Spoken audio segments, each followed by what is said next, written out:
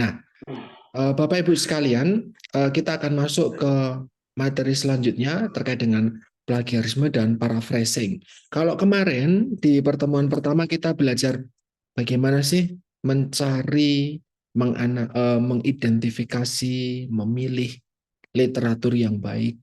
Kemudian hari ini tadi dengan Bu Rizky, rekan-rekan belajar tentang kalau sudah mendapatkan artikel, sudah mendapatkan jurnal, lantas bagaimana caranya untuk menganalisis, maaf. Bagaimana caranya untuk menganalisis, bagaimana caranya untuk mengkaji, bagaimana cara membacanya gitu ya. Bagaimana kelak bisa menggunakan itu sebagai literatur yang bisa mendukung tulisan Bapak Ibu sekalian, bisa mendukung bahkan praktek Bapak Ibu sekalian, karena kita sebagai tenaga kesehatan diminta untuk berpraktek berdasarkan evidence base, berdasarkan bukti yang sudah bisa dipertanggungjawabkan kebenarannya. Nah, di dalam kita menulis, di dalam kita menyusun tulisan, makalah, tugas, kemudian skripsi misalnya atau karya akhir nanti Bapak Ibu sekalian, karya-karya yang kita tuliskan itu bersumber kita mendapatkan insight, kita mendapatkan masukan, kita mendapatkan hasil-hasil dari karya orang lain. Yang jadi masalah adalah kita dianggap mencuri jika apa yang kita tulis ternyata adalah tulisan orang lain. Apa yang kita susun dalam tugas-tugas ternyata kita mencomot dari sana, mencomot dari sini, sehingga karya tersebut bisa dibilang bukan orisinil punya kita, bukan sepenuhnya hasil pemikiran kita sendiri. Nah, seakan-akan ya mencuri tadi. Di dalam akademik, kita menyebutnya sebagai plagiarisme. Maka dari itu, pertemuan hari ini kita diajarkan kalau sudah dapat materi, sudah dapat artikel, sudah dapat jurnal, dan tahu cara mereviewnya, menganalisisnya, cara menulisnya nanti jangan sampai kita tergolong kegiatan yang plagiarisme, mencontek, mencuri dalam tanda kutip, mencuri ide orang lain, tulisan orang lain untuk diakui sebagai oh ini karya saya, oh ini tugas saya, oh ini skripsi saya. Nah, salah satu cara untuk menghindari plagiarisme tetapi tetap menghormati, menghargai dari karya orang lain. Ya, kita menggunakan karya orang lain, tulisan orang lain, jurnal, artikel punya orang lain, tetapi kita tidak tergolong plagiarisme. Salah satunya adalah dengan melakukan paraphrasing. Nah, ini hari ini kita akan belajar mengenali apa itu plagiarisme, bagaimana Stikes Pantirape Yogyakarta meminimalkan tindakan plagiarisme di dalam setiap karya mahasiswa dan dosen. Kemudian nanti kita akan belajar cara melakukan paraphrasing sehingga tugas kita, makalah kita, atau ketika Bapak Ibu mengumpulkan apapun yang diminta oleh dosen, bahkan nanti sampai ke depan bisa menyusun skripsi dan publikasi, itu tergolong karya orisinil Bapak Ibu sekalian. Nah, ini saya mengcapture dari koran, beberapa berita di sekian waktu yang lalu. Ternyata ada beberapa orang, dosen, bahkan S3 gitu ya, doktor itu ternyata melakukan plagiarisme di kampus-kampus besar.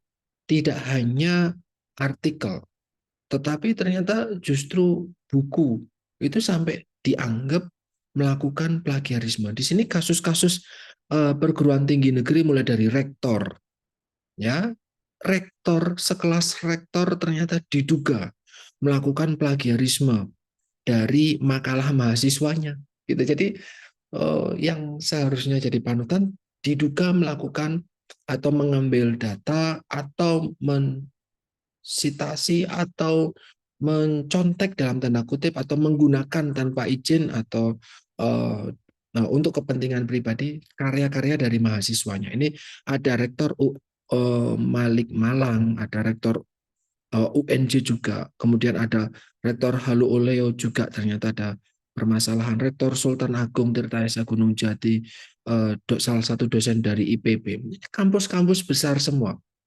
pimpinan-pimpinannya ternyata diduga melakukan tindak yang kurang begitu terpuji, melakukan plagiarisme. Gitu. Kemudian di sini dari UNY dari tahun ke tahun ternyata menemukan ada berbagai permasalahan di apa namanya di dunia akademik gitu ya. Kemudian di sini yang kemarin 1 tahun yang lalu kalau saya tidak salah di sini ada buku Paradigma Pendidikan Terpadu. Yang buku satunya lagi Paradigma Pengembangan Keilmuan. Nampak beda. Tapi ketika dicek isinya sama, tidak sama persis memang, tetapi tidak jauh berbeda. Nah, sehingga ini dianggap melakukan duplikasi atau plagiarisme. Nah, ini di kampus kita mulai diajarkan sejak awal Bapak Ibu sekalian sejak semester 1 ini itu diajarkan untuk kenal dulu nih jangan sampai nanti Bapak Ibu sudah dapat jurnal 5 paling baru kemudian dilakukan review ternyata reviewnya plagiarisme. Wah, gitu. Jadi kan berawal dari tugas nanti sampai skripsi ternyata berlanjut sebagai tindakan yang plagiarisme. Apa sih plagiarisme? Nah, ini kalau diambil dari situs plagiarisme.org atau dari Sastro Asmoro, ini ada ide, ada isi, ada kata, atau bahkan mungkin total, satu kalimat penuh, atau bahkan mungkin satu skripsi penuh itu dianggap mengambil baik sengaja ataupun tidak sengaja. Itu kalau kita ambil kasus-kasus yang rektor tadi, itu dianggap tidak sengaja. Ada yang bilang tidak sengaja. Yang kedua, rektor itu kan dosen. Dosen itu kan setiap waktu membimbing mahasiswa melakukan penelitian. Nah, ternyata ada beberapa kasus penelitian karya mahasiswa bimbingannya itu diakui sebagai, oh, ini tulisan saya. Akhirnya saya harus publikasi di jurnal atas nama saya. Nah, padahal ketika dikaji, loh itu karyanya mahasiswa. Bapak, Ibu, itu hanya sebagai pembimbing. Gitu. Sebagai penulis kedua atau ketiga. Nah, tapi beberapa petinggi tadi menyampaikan bahwa menuliskan bahwa oh saya penulis pertama. Kalau di dunia kedosenan Bapak Ibu sekalian, di dalam jurnal nama kita menjadi nama ke-1, nama pertama itu nilainya lebih tinggi. Akan mendapatkan akan mendapatkan poin yang lebih tinggi dibandingkan nomor 2, nomor 3, nomor 4 sekalian gitu. Jadi mahasiswa yang melakukan penelitian kemudian melakukan publikasi ya nama mahasiswa menjadi nomor pertama, tapi oleh dosen tertentu itu dihilangkan mahasiswanya atau dibuat penulis kedua atau penulis ketiga, penulis pertamanya dosen tersebut dengan isi penelitian, isi jurnal yang betul-betul itu tulisannya mahasiswa. Jadi ya itu tindakan yang disengaja salah.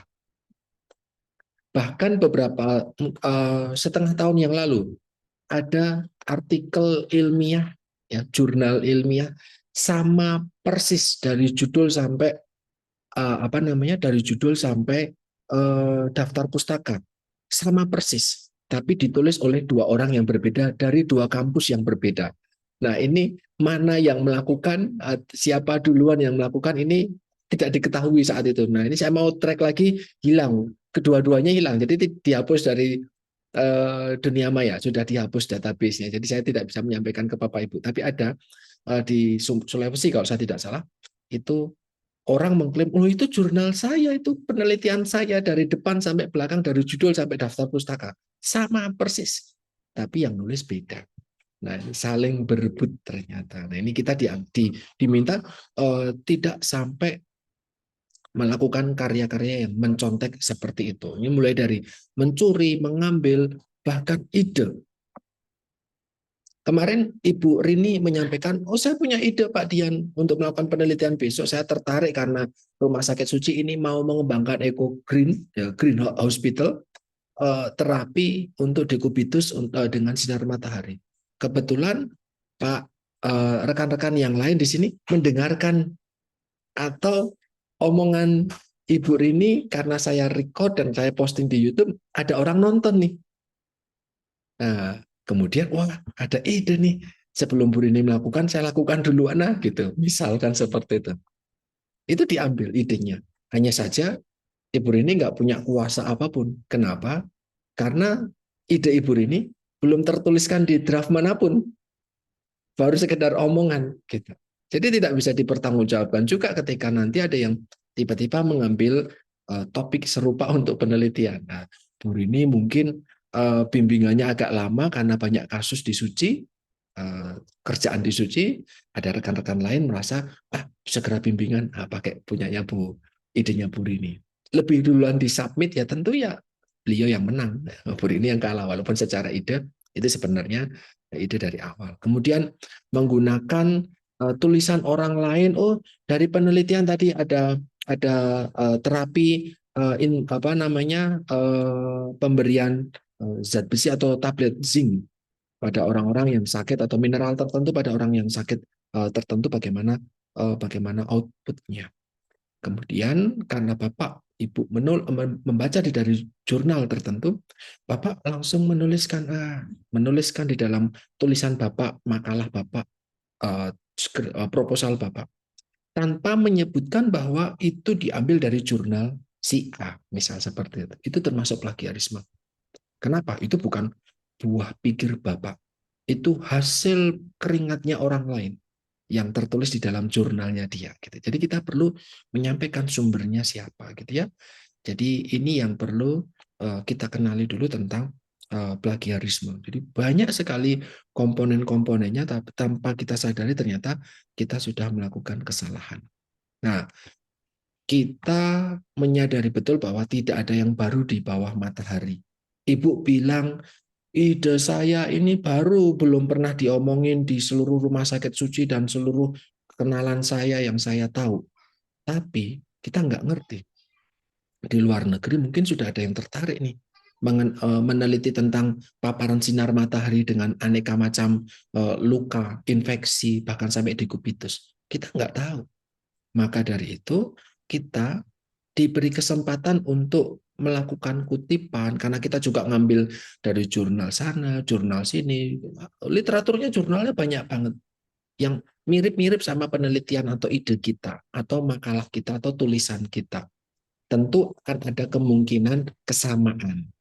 Nah, tingkat plagiarisme di Stikes Panterapi Yogyakarta dibatasi 30%. Gitu. 30% itu maksudnya apa? Bapak Ibu bisa lihat di sini. Ini contoh apa namanya? Ini adalah contoh tulisan tentang esai film tertentu. Penulisnya ini menuliskan dalam esai, dalam satu lembar misalkan, kemudian diupload di dalam salah satu aplikasi. Nah, aplikasi ini kemudian akan mengidentifikasi paragraf pertama, paragraf kedua, paragraf ketiga.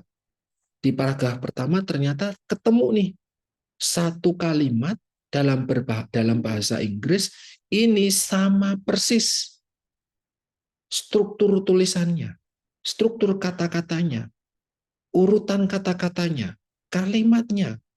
Jadi tidak harus kalimatnya sama persis, tapi ternyata strukturnya mirip. Dengan apa? Dengan warna ungu. Siapa? Oh, ternyata sudah pernah ditulis oleh H. Hill bla bla bla bla bla ini. Kemudian di paragraf yang kedua ada satu dua kalimat yang dianggap mirip dengan publikasi di internet yang tertulis di socratesberkeley.edu dari Universitas Berkeley. Paragraf ketiga ada warna pink, nah, ini diambil dari anti-esai dan yang lain. Jadi nanti satu berkas ini ketika diuji dengan aplikasi Turnitin ini ternyata tingkat kesamaannya sekitar 19%. 4%-nya dari slide share, 3% dari sini, 3% dari sini, dan berikutnya, dan berikutnya. Artinya ini dianggap bukan 100% hasil pemikiran penulis tersebut. Penulis nonton film bukan berarti dia duduk langsung berpikir, saya mau nulis apa ya? Oh iya, itu tulisannya tentang itu. Saya tak tulis dari kertas kosong. Itu tidak. Penulis dengan 19% ini artinya 19% dari tulisannya itu dia ngambil dari sana, dari sana, dari sana, dari sana. Ini masih dianggap oke karena 19%. Stikes Panti Rapih kita memasang target 30% gitu. Bapak Ibu, kalau kemarin saya menyebutkan contoh-contoh jurnal yang akreditasinya bagus, itu apa namanya overall similarity index-nya atau tingkat kesamaannya itu bahkan ada yang di bawah 10%. Bahkan semakin semakin kecil nilai kesamaannya itu akan mudah lolos. Bandingkan yang kita pasang di Stikes Panti Rapih ya 30%. Gitu. Ini kenapa ya? Karena kalau membuat benar-benar berpikir betul ini temuan saya bahwa apa namanya sinar matahari dengan dikubitus, sinar matahari punya apa sih? Oh, ada foton. Emang foton bagaimana sih mekanismenya ke dikubitus? Itu kan Ibu Rini bukan berpikir sendiri dapat ilham. Ibu Rini pasti membaca jurnal, Ibu Rini pasti mencari buku. Nah, jurnal, buku, dan yang lain itu kan pasti karya orang lain, bukan karya diri kita sendiri. Sehingga memang diberi kesempatan untuk mendapatkan literatur dari tempat lain, dari berbagai macam tempat, tetapi tidak sampai total 30%. Nah, ini di prodi kami, kemarin di prodi gizi, ini masih menjadi tugas yang berat. Ketika mahasiswa mau wisuda bulan September ini, September atau Agustus awal, Oktober awal besok, itu karya skripsi teman-teman mahasiswa ini diuji dengan Turnitin ini di Stikes Panti Rapih. Ternyata ada mahasiswa-mahasiswa yang karyanya masih 80%, 89%, 70%. Nah, ini membuat kami memberikan kebijakan, silakan dilakukan revisi. Revisi apa ya? Tidak perlu ditulis dari awal lagi, tidak. Karena sudah diketahui nih, yang sama-sama itu yang mana. Nah, maka mereka diminta untuk melakukan paraphrasing. Ya, silahkan kalimatnya ini toh dibuat sudah sama, nah silahkan diubah kalimatnya. Silahkan dibolak-balik, dicari sinonim, diubah strukturnya. Yang penting tidak mengubah makna. Gitu. Sehingga nanti teman-teman melakukan pengujian Turnitin lagi, oh sudah 60%, jadi sudah turun, tapi masih ada yang sama. Revisi lagi sampai di bawah 30%. Baru kalau sudah di bawah 30%, sudah ada screenshot seperti ini, nah baru bisa melanjutkan ke proses wisuda. Itu kalau di Stikes Panti Rapih seperti itu. Jadi memang kita meminta mengajari mahasiswa untuk tidak mencuri secara akademik dalam tanda kutip. Ibu bapak mengakui itu tulisannya si A, itu tulisannya si B, tapi ya jangan copy paste 100% gitu. Jangan di blog, di copy, di blog, di copy. Ya sama persis. Walaupun kita mengakui itu tulisannya si A atau si B di sini itu kita mengakui si A atau Ibu Rini menemukan bahwa apa tulisannya, tapi ternyata kita copy paste, betul-betul copy paste dari jurnalnya Ibu Rini. Tidak boleh, itu dianggap nanti plagiarisme. Nah, ini bagaimana caranya menghindari dari plagiarisme? Karena kita menggunakan aplikasi untuk mengecek, kita menggunakan alat, ya tidak menggunakan manusia, maka ya kita tidak bisa membohongi alat gitu. Yang bisa kita lakukan ya bagaimana tulisan kita tetap kita ambil dari sumbernya, tetapi sumbernya kita apa namanya tulis ulang sesuai dengan pemahaman kita. Nah itu kan sebenarnya tugas bahasa Indonesia dari SD gitu ya. Dulu kan silakan baca buku, tutup bukunya, silakan tulis lagi apa yang kamu baca tadi. Tentu kalimatnya tidak akan sama persis dengan apa yang tertulis di buku. Tentu tulisan bapak, tulisan ibu, walaupun membaca buku yang sama, mungkin struktur tulisannya berbeda. Itulah yang diminta ketika kita menuliskan proposal atau menuliskan skripsi. Ya, artinya ya tidak copy paste gitu ya. Karena ya sekarang di internet banyak, kita dapat jurnal ya sudah, jurnalnya dalam bentuk PDF, nggak apa-apa deh saya convert dalam bentuk Word gitu. Atau di ketik ulang. Nah, jangan melakukan itu. Baca dengan baik, tulis lagi dengan pemahaman kita. Tetapi tetap mengakui bahwa itu bukan tulisan kita.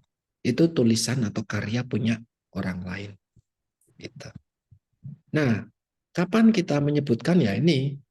Kita hampir setiap hari ada tugas kalau mahasiswa.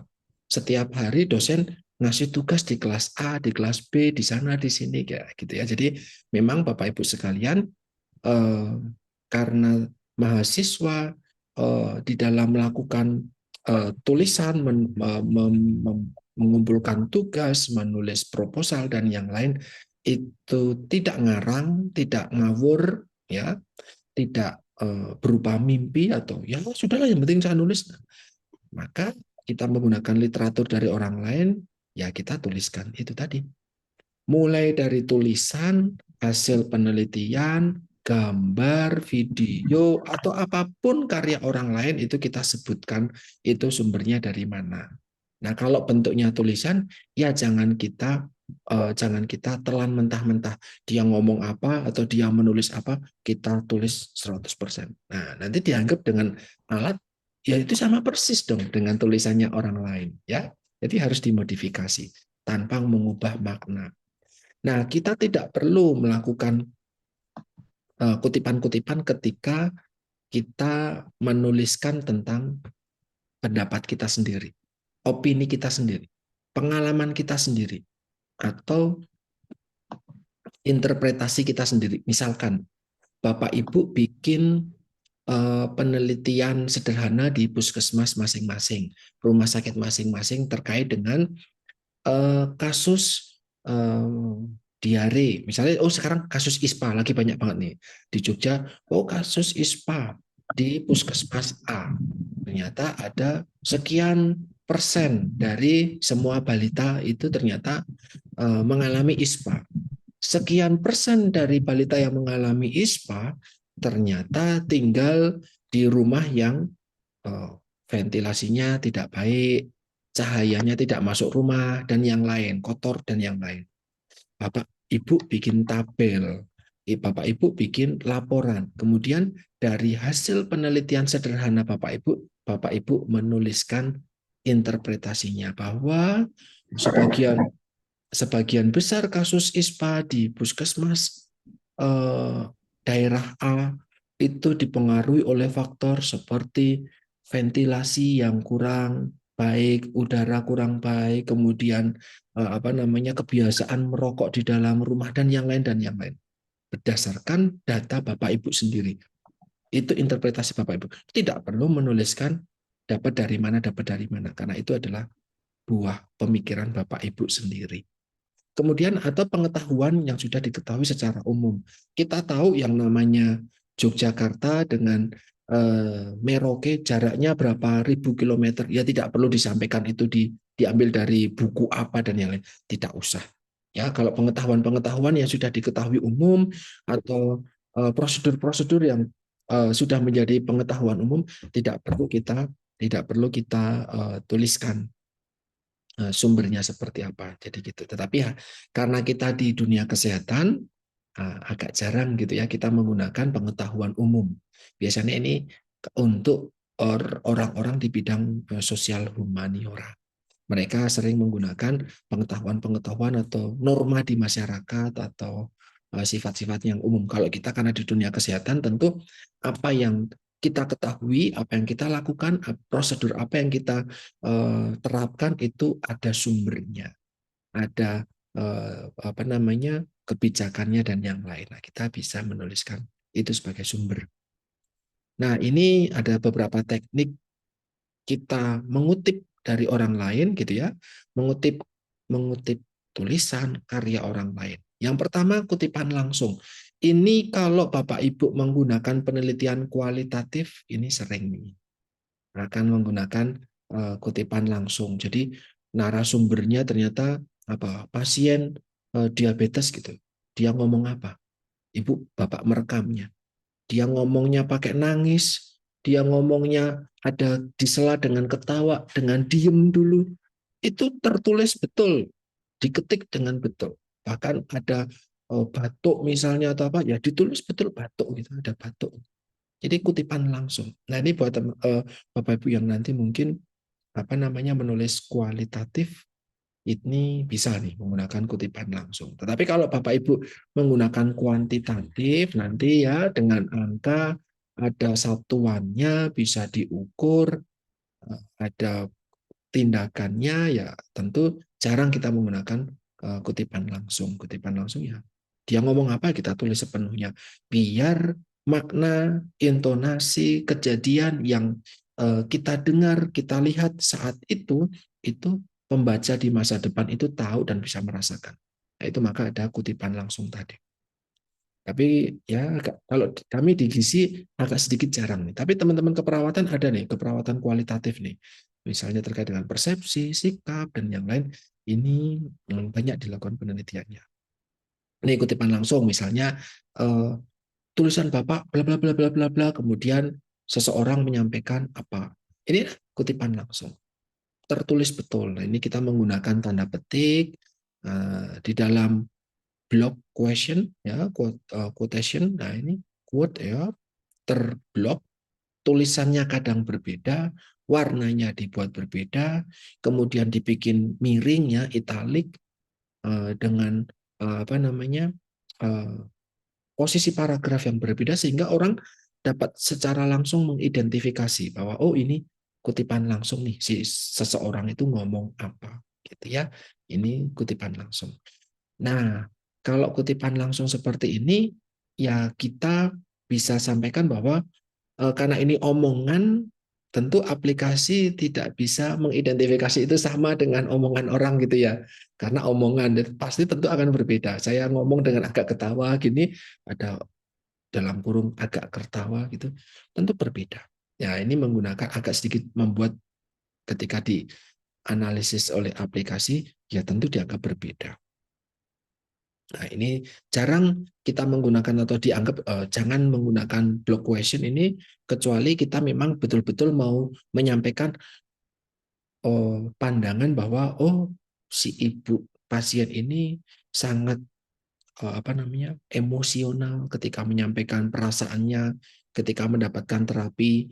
Kalau di panti terapi ada namanya healing garden ya gitu. Jadi setiap Sabtu itu dibawa ke taman, ada nyanyi, ada musik, ada perform dan yang lain. Jadi apa menjadi ada emosi yang sangat menyenangkan dari pasien dan merasa puas. Nah, itu menyampaikan interpretasi rasa senang dan puas yang kita lihat dari pasien itu kita tuliskan dengan ya bagaimana biar emosi tersebut bisa tertulis. Nah, sehingga pembaca di masa depan itu bisa tahu, oh sesenang itu toh menjadi pasien di panti rapih. Misal seperti itu. Kemudian kita juga bisa menyatukan penyimpulan. Kalau penyimpulan ini ya diambil poin-poin utamanya saja. Artinya tidak 100% kita tuliskan sama persis gitu. Maka ini akan membuat Bapak Ibu sekalian memproduksi karya yang betul-betul berbeda. Saya di mata kuliah ini menyampaikan, oh panjang lebar, tapi misalnya dalam tulisan gitu ya. Bapak Ibu ini tulisan saya panjang lebar gitu. Kemudian Bapak Ibu bisa mengambil poinnya apa sih gitu. Poinnya apa? Nah itu maka itu sudah termasuk penyimpulan. Apa tulisan saya misal sudah saya publish di dalam jurnal, Bapak Ibu kemudian mengambil jurnal dari saya, Bapak Ibu dapat intinya apa sih Pak Dian ngomong gitu. Pak Dian nulis di dalam jurnalnya itu apa sih yang ditemukan oleh Pak Dian di penelitiannya beliau gitu. Ibu Bapak menuliskan tuh poin-poinnya saja. Walaupun Ibu Bapak mengambil dari saya untuk ditulis di dalam tulisan Bapak Ibu sendiri, itu dianggap berbeda karena Bapak hanya menuliskan simpulannya saja. Hanya mengambil poin-poin utamanya saja. Poin-poin tersebut tentu bisa didapatkan jika Bapak membaca lengkap tulisan saya.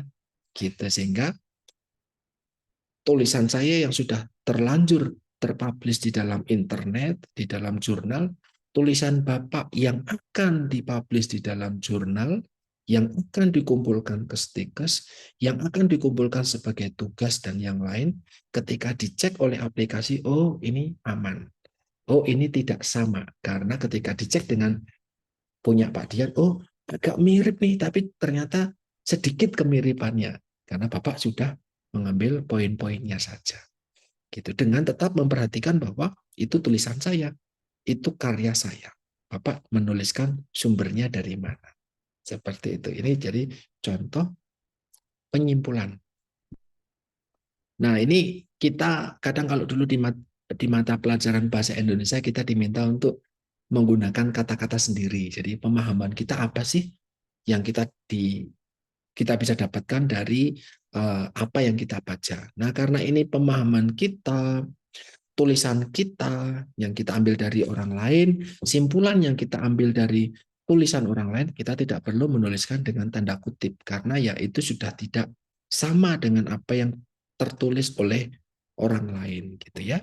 Nah, ini menggunakan keterangan seperti ini. Jadi jika kutipan dengan penyimpulannya ini sampai setengah halaman ya mendingan menggunakan frase-frase yang diharapkan. Harapannya walaupun eh, apa namanya walaupun kita mengambil dari orang gitu ya, tetapi kita akui tidak sepenuhnya semua tulisan kita itu dari orang lain. Di dalam tulisan kita, kalau Bapak Ibu nanti ada tugas membuat makalah di mata kuliah apapun itu, sempatkanlah untuk menyampaikan apa yang Bapak Ibu tahu. Sempatkan apa yang Bapak Ibu bisa bisa Bapak Ibu tulis. Jangan semua diambil dari literatur orang lain. Kalau semua diambil dari literatur orang lain, nanti tidak ada kesempatan Bapak Ibu untuk sintesis ilmu Bapak Ibu yang Bapak Ibu sudah punya gitu.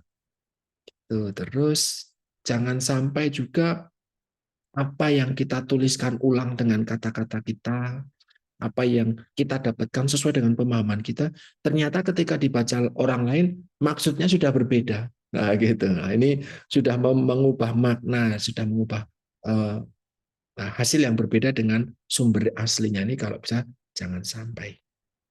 Nah, ini contoh kalau kita melakukan mau membangun simpulan ya dari sumber-sumber yang kita anggap sesuai nih dengan topik kita. Kita cari dulu ini kemarin sudah gitu ya. Kita sudah mendapatkan uh, literatur gitu, sudah mendapatkan literatur. Tentu kita mencari literatur ya bukan sekadar lah yang penting dapat jurnal kan tentu tidak seperti itu. Tetapi apa yang relevan dengan ide kita atau tugas yang mau dimintakan kepada kita. Dosen besok membuat tugas, Ibu silakan cari literatur tentang terapi komplementer. Wah, gitu. Nanti terapi itu terkenal dengan terapi komplementer. Apa terapi komplementer? Ya silakan Bapak Ibu cari sendiri sesuai dengan yang Bapak Ibu ketahui di sekitar Bapak Ibu. Nah, ada orang yang mencari terapi komplementer, contohnya keroan, bekam, pijat, dengar musik. Ibu tadi ada berjemur di bawah sinar matahari, ada menggunakan jamu, obat tradisional, apapun itu terapi-terapi non farmakologis dianggap terapi komplementer yang mungkin punya potensi untuk mengatasi masalah kesehatan tertentu. Kelompok Bapak Ibu pilih, saya coba pilih keroan. Nah, gitu. Ada orang Jawa kalau meriang dikit keroan. Masuk kena angin dikit, ada kena dingin dikit keroan. Mulai meler sedikit keroan. Gitu. Agak batuk, Pak saya harus keroan nih, gitu ya. Sehingga merasa keroan jadi sebuah tradisi yang ada di sekitar Bapak Ibu. Nah, Bapak Ibu mau mengkaji, sebenarnya keroan itu ilmiah nggak sih? Sebenarnya keroan itu bisa dipertanggungjawabkan dengan logis nggak sih? Atau jangan-jangan itu cuman psikosomatis? Jangan-jangan itu cuman apa yang namanya karena keroan terus ada waktunya buat bermanja dengan istri atau suami, yuk sekaligus dipijet dong. Nah, mungkin dengan dipijet dan ini jadi membuat keroan menyembuhkan. Nah, kita masih mau menjawab itu, maka kita cari literatur-literatur yang bisa mendukung jawaban kita. Kita cari tentang manfaat Quran atau terapi Quran, terapi medis Quran atau pengobatan tradisional dengan Quran dan yang lain. Tapi tadi kemarin kita sudah bicara bahwa ya jangan dari koran, jangan dari pengalaman orang lain, tapi dari artikel atau jurnal. Maka kita nemu nih jurnal-jurnal yang sudah meneliti tentang Quran. Wah, ternyata banyak ya. Saya pikir cuma ide dari kelompok saya saja. Loh, ini tahun 2023. Quran sudah ada sejak zaman Majapahit mungkin. Ya, jangan harap ide kita yang paling baru. Nah, ternyata sudah banyak orang melakukan penelitian Quran. Kemudian setelah mendapatkan jurnal, kita baca nih yang paling baru, paling bagus, paling sesuai menurut kita, baca di jurnal tersebut. Kira-kira Bapak Wilhelmus misalnya meneliti tentang Quran di Papua misalkan, dia menemukan apa sih? Apa sih hasil tulisan dia? Apa sih kalimat-kalimat yang dia dapatkan dari penelitian beliau di Papua sana? Oh, ternyata orang Papua sana kalau Quran nggak pakai uang koin, mereka pakainya sendok misalnya. Ini saya ngarang ya. Mereka pakainya sendok gitu karena dianggap sendok lebih lebih apa namanya, posisinya lebih baik, melengkung dan yang lain misalkan. Nah, menemukan itu, maka menurut kita, ketika kita mau menuliskan makalah tentang Quran, oh ini terapi Quran sebagai pengobatan tradisional di Papua oleh Pak Wilhelmus ini menemukan bahwa orang Papua menggunakan sendok sebagai media Quran.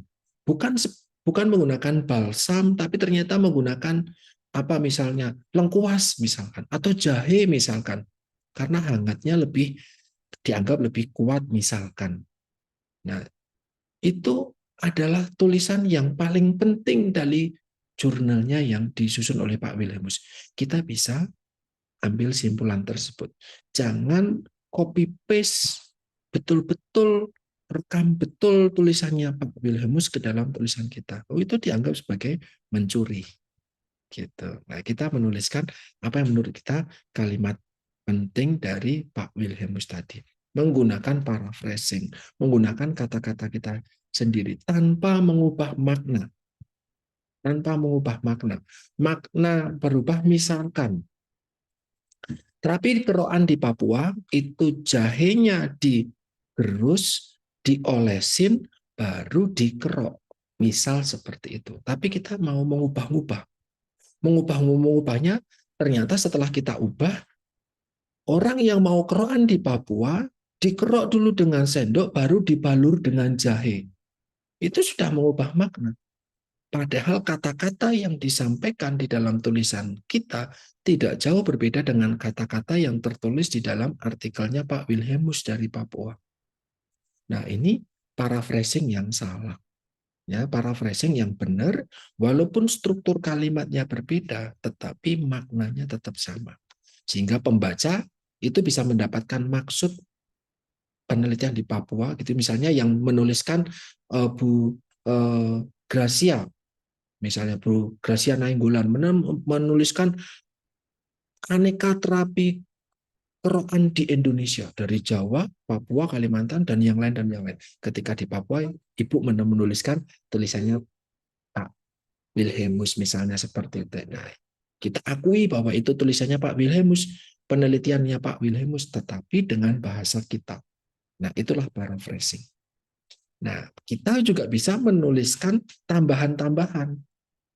Misalnya tadi dengan jahe dan sendok. Ternyata Pak Wilhelmus hanya fokus di Papua saja penelitiannya. Nah, Ibu Gracia Nainggolan ini melakukan kajian literatur cukup banyak, cukup disiplin gitu ya, mengambil dari berbagai tempat. Ternyata di Sumatera itu juga ada orang menggunakan jahe dan sendok.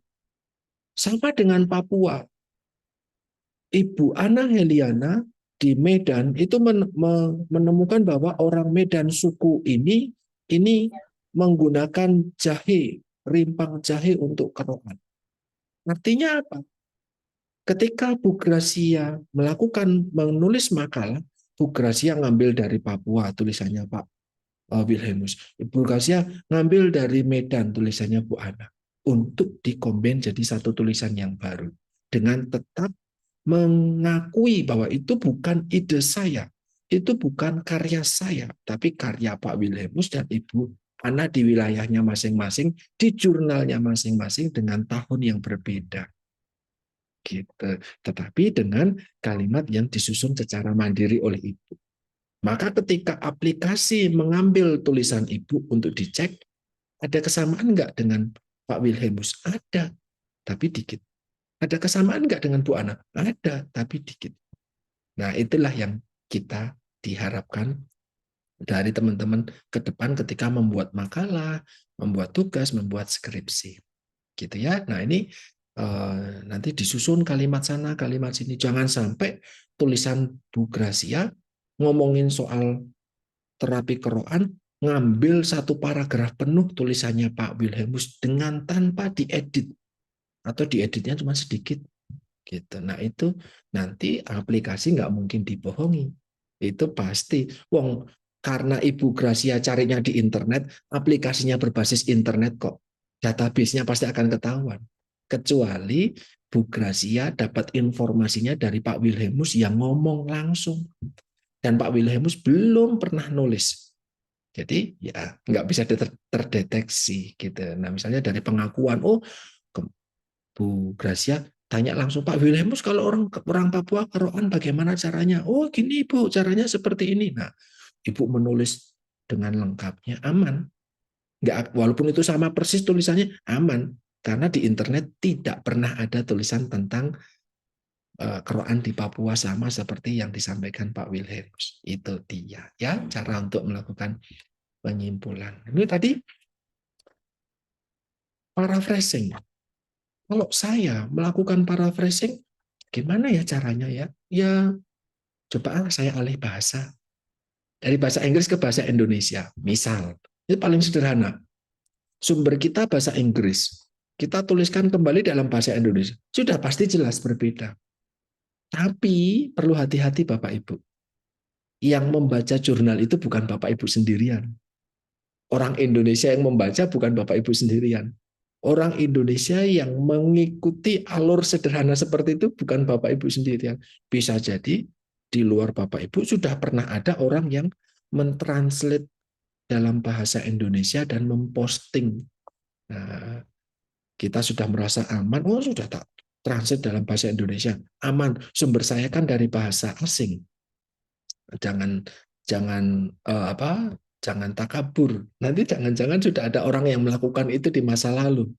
Ya, Ibu malah sama dengan orang itu tulisannya. Jadi memang kalau bisa ya dengan kata-kata kita sendiri.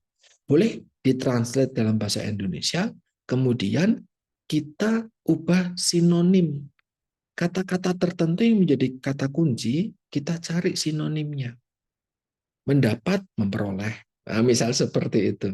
Dan yang lain gitu. Nanti kalau dibuat dalam kalimat tulisannya seperti apa, kita ubah dengan sinonimnya. Sehingga memang ketika kita baca, sudah itu dari secara visual pun sudah berbeda. Gitu. Nanti tinggal alat yang akan mengidentifikasi. Apakah ada kesamaan enggak? Dengan siapa? Dengan semua data yang ada di internet. Jadi tidak mungkin bisa sembunyi dari internet, ya. Nah, dengan semua data di internet, mulai dari blog, skripsi, walaupun majalah, koran, itu semua akan dianggap sebagai data untuk bisa dibandingkan dengan tulisan ibu bapak sekalian. Jadi memang masalah pengecekan plagiarisme ini apa namanya tidak bisa dianggap main. Kemarin ada yang bertanya, menyampaikannya Ibu Ketua, menyampaikan itu kalau mahasiswa melakukan plagiarisme, enggak usah diluluskan. Sampai kayak gitu kemarin. Ada kasus soalnya kemarin diduga melakukan plagiarisme karena kok nggak pernah konsultasi, nggak pernah tanya jawab dengan dosen pembimbing, tiba-tiba sudah ada karya tulisnya. Nah, itu karya tulis buatan siapa nih? Beli dari calo. Karena di banyak pohon kalau di Yogyakarta tuh tesis, skripsi, disertasi seminggu jadi ya gitu misalnya. Beli dari situ atau ngarang datanya atau copy paste dari data orang lain. Nah, kalau kita mungkin sebagai dosen mungkin kita tidak bisa mengingat ini tulisan siapa, kita juga nggak tahu. Tapi kalau dengan aplikasi atau alat, ya jangan main-main dengan itu. Kemarin sudah ada wanti-wanti untuk yang teman-teman yang akan wisuda di bulan ini atau bulan depan, Oktober itu. Sudah disampaikan soal hal itu karena ada diduga. Dulu pun ada karya tulis mahasiswa ya yang mungkin seniornya salah satu ada teman angkatannya di kelas ini ya 3 atau 4 tahun yang lalu itu ternyata mengcopy paste kakak seniornya selisih 1 tahun. Jadi kakak seniornya sudah lulus, datanya dia ambil, dikira dosennya lupa. Nah, ternyata dosennya ingat karena loh ini kayaknya saya pernah baca deh. Di mana ya gitu. Ternyata ketika dicek di database, nah tulisannya seniornya kemarin. Nah, iya. Jadi kasus tuh beberapa 3-4 tahun yang lalu. Ya, di sini ada temannya seperti kalau saya tidak salah. Nah ini kalau bisa ini jangan dilakukan. Di tempat lain mungkin bisa, tapi di Stikes Panderapi karena kita sudah menggunakan aplikasi tidak bisa dibohongi. Dosennya bisa dibohongi, aplikasinya tidak.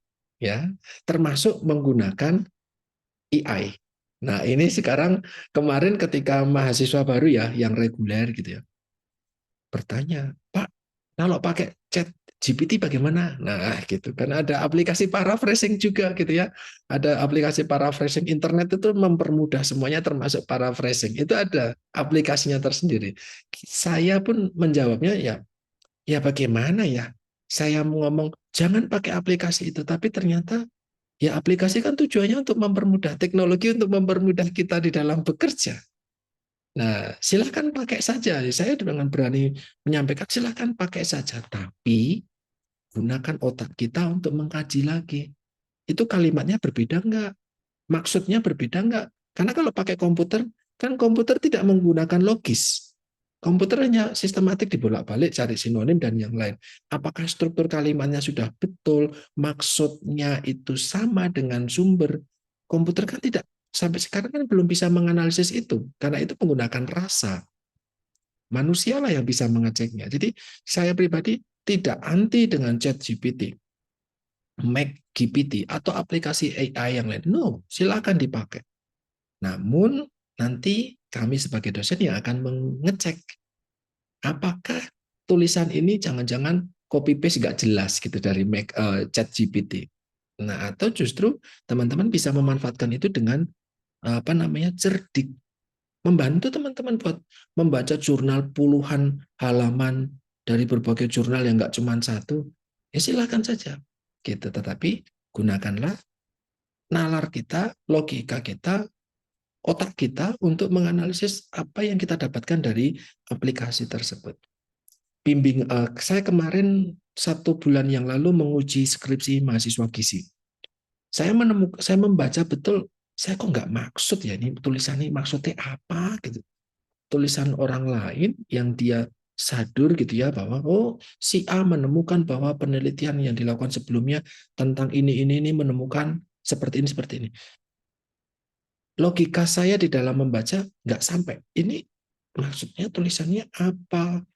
Kok subjek predikat objeknya kok balik-balik nggak masuk, kalimatnya nggak jelas dan yang lain. Saya langsung bertanya, saat itu saya menjadi ketua penguji skripsi, saya tanya, Mbak, jujur, saya lebih suka orang jujur. Jujur ya, kamu pakai chat GPT ya? Iya Pak. Penguji yang lain nggak tahu.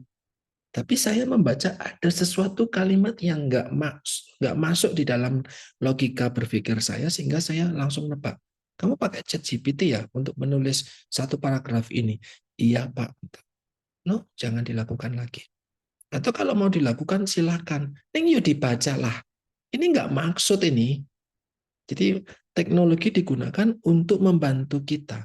Tapi setelah hasil dari teknologi tersebut, perlu kita analisis, ini kalimatnya sudah betul atau belum, SPOK-nya sudah ada atau belum, maksud dari tulisannya sudah bisa disampaikan belum ketika orang lain membacanya.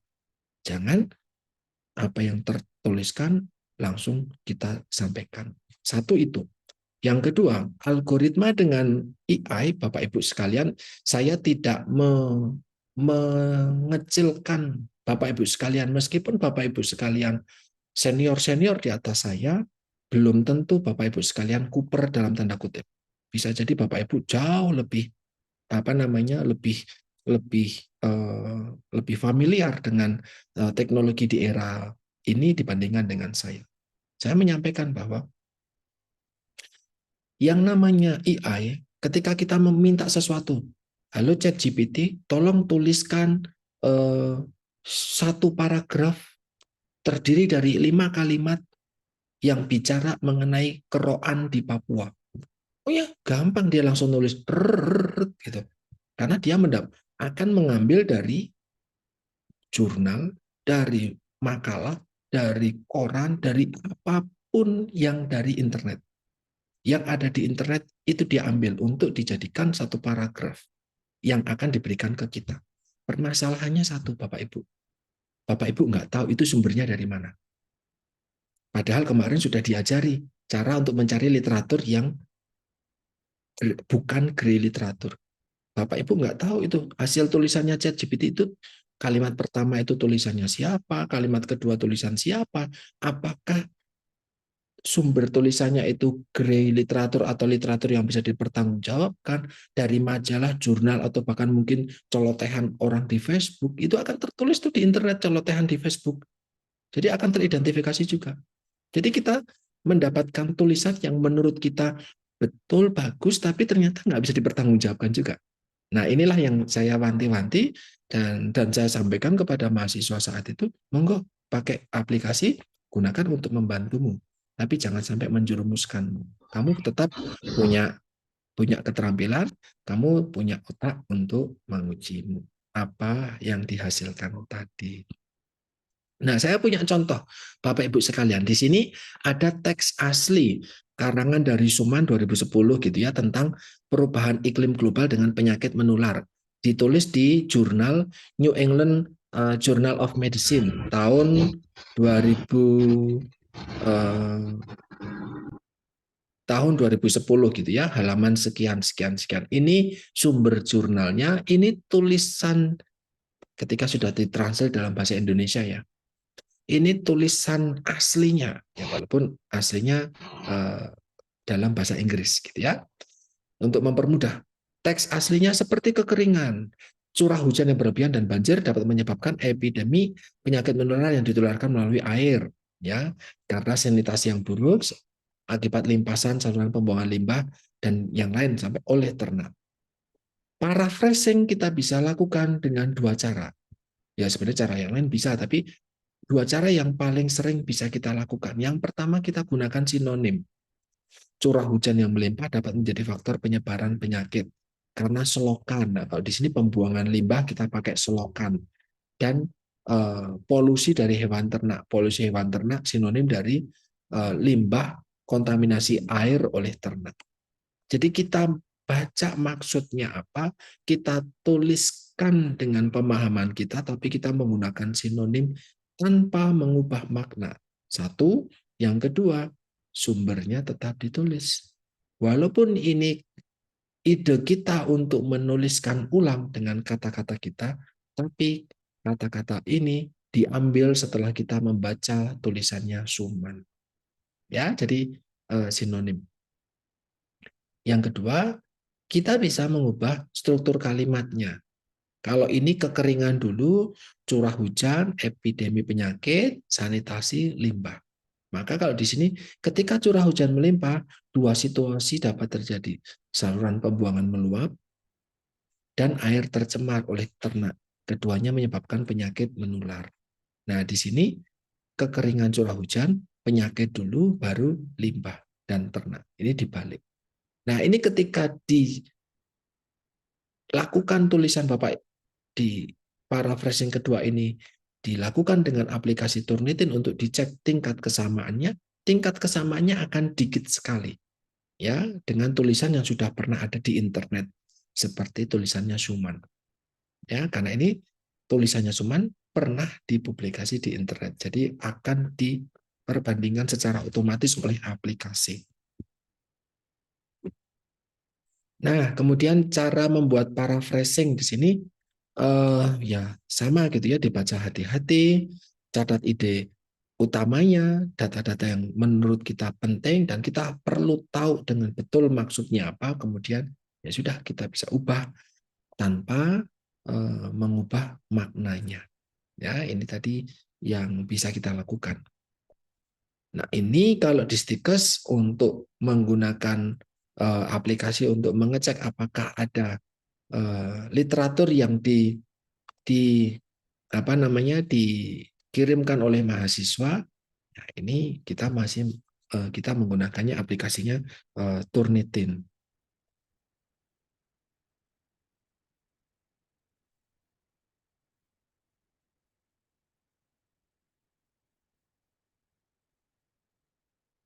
Oke, kemudian ini daftar pustaka yang saya ambil untuk melakukan penjelasan hari ini. Sudah. Nah, ada yang ingin Bapak Ibu tanyakan? Monggo, kita bisa diskusi terkait dengan apa namanya materi hari ini terkait dengan paraphrasing dan plagiarisme. Disilakan Selamat sore barang. Pak Dian. Oh, oke, Bu Agustina Ramawati, silakan. Ya, sebelumnya perkenalkan Pak, saya Hara dari Rumah Sakit Elizabeth. Sebelumnya saya mau curhat dulu ini Pak. Oke. Jujur ya Pak, setiap kali dapat materi baru saya tuh rada pusing. Nggak tahu teman-teman saya yang lainnya mungkin senyum-senyum udah pada langsung paham. Oke. Terkait dengan plagiat ini tadi, saya masih meraba-raba sebenarnya ya Pak. Jadi yang namanya plagiat itu sebenarnya dikatakan tadi 30% ya. Em, ini Pak, contohnya kalau misalkan kita bikin makalah atau bikin KTI kan itu ada kayak laporan pendahuluan misalnya kita ambil tentang DM. Jadi kan di situ ada materi tentang diabetes mellitus adalah bla bla bla bla. Misalkan nih kita ngambil dari satu internet tentang pendahuluannya tersebut, apakah itu termasuk dalam plagiat, Pak? Terima kasih. Baik, terima kasih Bu Agustina. Kita mau ngomong prevalensi penyakit kan tidak mungkin ngarang ya. Ya. Karena data itu ya kita dapatkan dari penelitian orang lain, dari nasional data dari rumah sakit A, dari dinas, dari dan yang lain. Bukan usaha kita. Jadi kita dapat literatur dari sana sini. Maka itu kemarin pembelajarannya adalah cari literatur dulu. Nah, tetapi ketika kita mengambil data tersebut, kemudian mau menuliskan kembali di dalam tulisan kita, jangan copy paste sepenuhnya. Kalau angka ya tentu tidak boleh berbeda dong. Tetapi struktur kalimat, kemudian tulisan-tulisan yang lain itu harus berbeda. Misalkan saya coba untuk share tentang tulisan kita, tulisannya saya, monggo. Saya sambil cari jurnalnya saya nanti saya akan tunjukkan. Begitu Bu Agustina, ada yang bisa disampaikan lagi, monggo. Saya sambil cari jurnal saya. Nggak, berarti ini dulu pengalaman saya, Pak. Kalau bikin makalah itu jadi di internet ada sumbernya, langsung tuh semuanya copy paste. Ya Nah, kalau data pasti ada ya, Pak. Jadi kita sampaikan dari internetnya ini. Kayak gitu berarti masuk plagiat ya sebenarnya ya, Pak. iya, walaupun ibu mengakui bahwa itu bukan tulisan saya, benar saya yakin itu bukan tulisan saya, itu tulisannya pemerintah. Ya, tetapi ibu mengambil plek-plek-plek gitu ya, kalimatnya dari punyanya pemerintah atau siapa itu. Nah, itu tidak dianggap apa namanya plagiarisme. Plagiarisme siapa ya plagiarisme? Tulisannya pemerintah. Karena ibu mengambil dari situ gitu. Kok dulu nggak diomongin? Ya mungkin tidak dianggap penting saat itu. Yang penting ibu ngumpulin lah. Tapi sekarang ini sebagai sesuatu yang penting untuk kita menghargai bahwa orang melakukan penelitian dan kegiatan dan publikasi itu nggak mudah, tidak murah. Jurnal di Gizi untuk masuk ke kita menyebutnya ada Scopus gitu ya. Untuk yang level paling bagus di dunia itu satu kali terbit 36 juta itu. Itu baru untuk terbit saja. Belum untuk kita mengecek bahasa bahasa Inggrisnya sudah benar atau belum dan yang lain. Itu bisa sampai 50 juta satu jurnal. Bayangkan jika saya menuliskan jurnal penelitian terus saya publish, kemudian saya wah senang banget dipublish. Ibu ngopi dengan ide saya dan yang lain dengan tanpa menghormati tulisan saya misalkan gitu ya. Ya, saya kan dicuri berarti tulisannya. Makanya kan sekarang dianggap tulisan itu termasuk harta. Kalau kemarin ada ibu yang menyampaikan apa namanya mau dilindungi atau enggak paten itu sama. Bahkan itu yang membuat Bapak Ibu sekalian jurnal-jurnal itu berbayar mahal. Kalau Bapak Ibu mau tahu informasi tentang jurnal saya, ya bayar dulu sini. Nanti saya berikan jurnal saya tentang dekubitus dan paparan sinar matahari loh, tapi di Malaysia misal gitu. Kalau Ibu Rini tertarik, yang bayar. Nanti saya kasih deh jurnalnya, aksesnya. Jadi Bapak Ibu Rini tidak baca abstraknya atau judulnya aja, tapi baca isinya, baca detailnya, baca hasilnya, baca prosedur yang saya lakukan, baca pembahasan, dan yang lain. Itu yang membuat kenapa jurnal-jurnal banyak yang berbayar. Karena memang untuk publikasi jurnal tidak murah. Begitu. Jadi diakui ya Bu ya, Bu Agustina. Berarti selama Iya. ini Ulana ini melakukan kesalahan tadi. Nah ini juga yang memang ya kita perlu belajar bersama terkait dengan publikasi tadi. Apa namanya menghargai publikasi yang sudah pernah ada. Iya. Begitu. Oke, saya sambil cari dulu mana ya jurnal saya. Oke, ada yang ingin disampaikan lagi? Monggo dari Bapak Ibu sekalian. Saya sambil cari literatur. Yang saya mau tampilkan. Pak Izin Dian, izin tanya, Pak. izin tanya Pak. Nah, monggo. Siapa duluan? Ya Pak, Mbak Rini atau saya dulu ya. Tentang Turnitin tadi Pak. Turnitin mungkin saya belum familiar ya, baru mendengar saat ini. Mungkin tadi kan di sertifikat kan diukur kurang 30%, Pak. Jadi kalau kita buat jurnal atau makalah sebelum kita tampilkan, apakah kita bisa mengukur pakai Turnitin itu, Pak? Kemudian caranya bagaimana? Ya, Terima kasih. terima kasih Pak Samsuhadi. Itu pada akhirnya yang saya tawarkan ke mahasiswa kemarin. Karena kan yang melakukan pengecekan Turnitin itu kan satu stikes. Momen untuk menulis skripsi itu kan bareng. Sedangkan personnya itu kan cuma satu. Nah, walaupun pengecekan cuma 5 menit, tapi kan orang harus, yaudah dikumpulin dulu. Setelah dikumpulin ya sudah malam ini tak cek. Besok pagi tak sharekan hasilnya.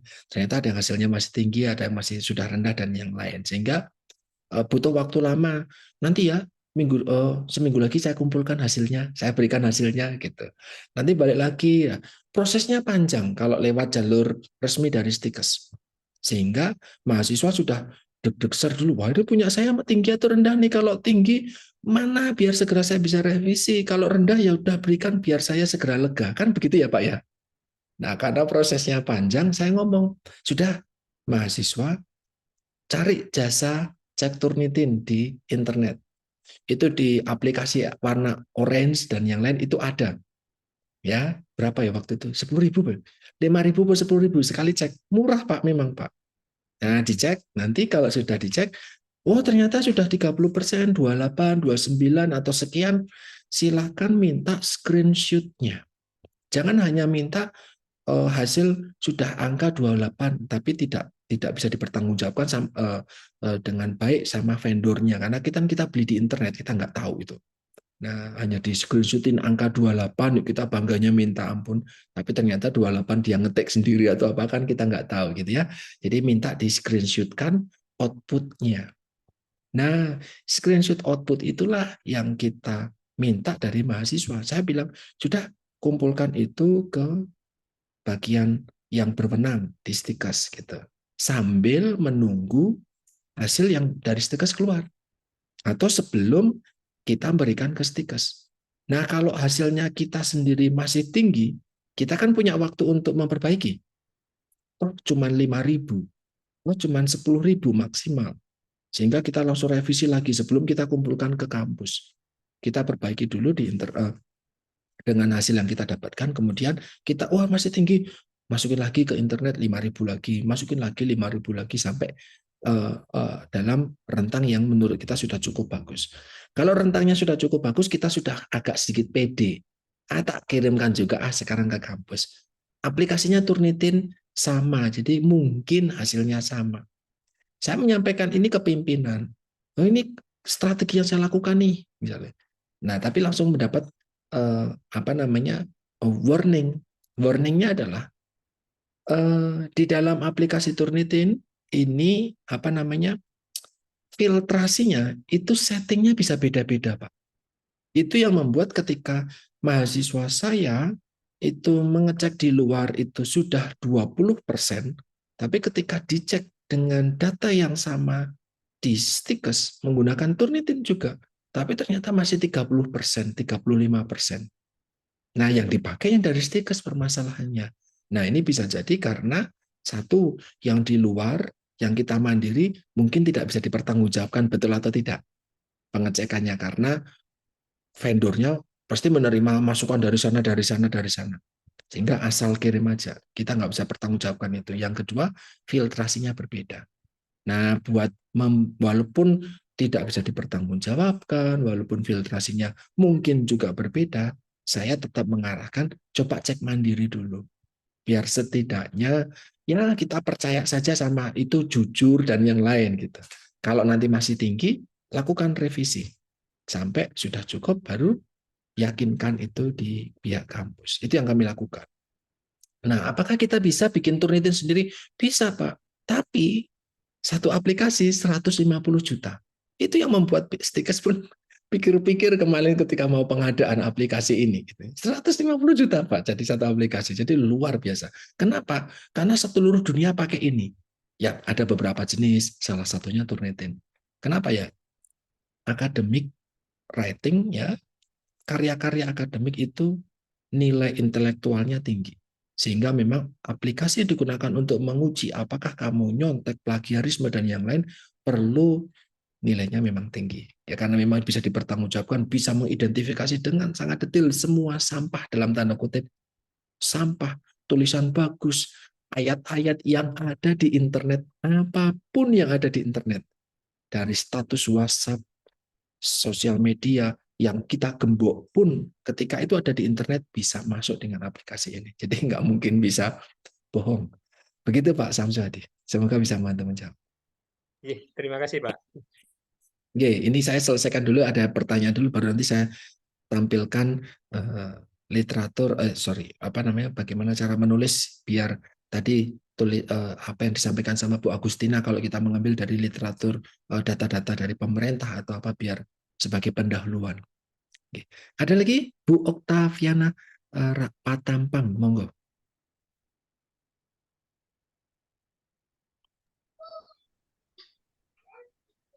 Halo Pak, ada. Oh, Pak Wilhelmus dulu. Silakan iya. Pak Wilhelmus. Ini apa namanya? Mungkin saya juga sependapat dengan Mbak siapa tadi ya. Mungkin sampai saat ini juga kita belum terlalu paham ya, karena memang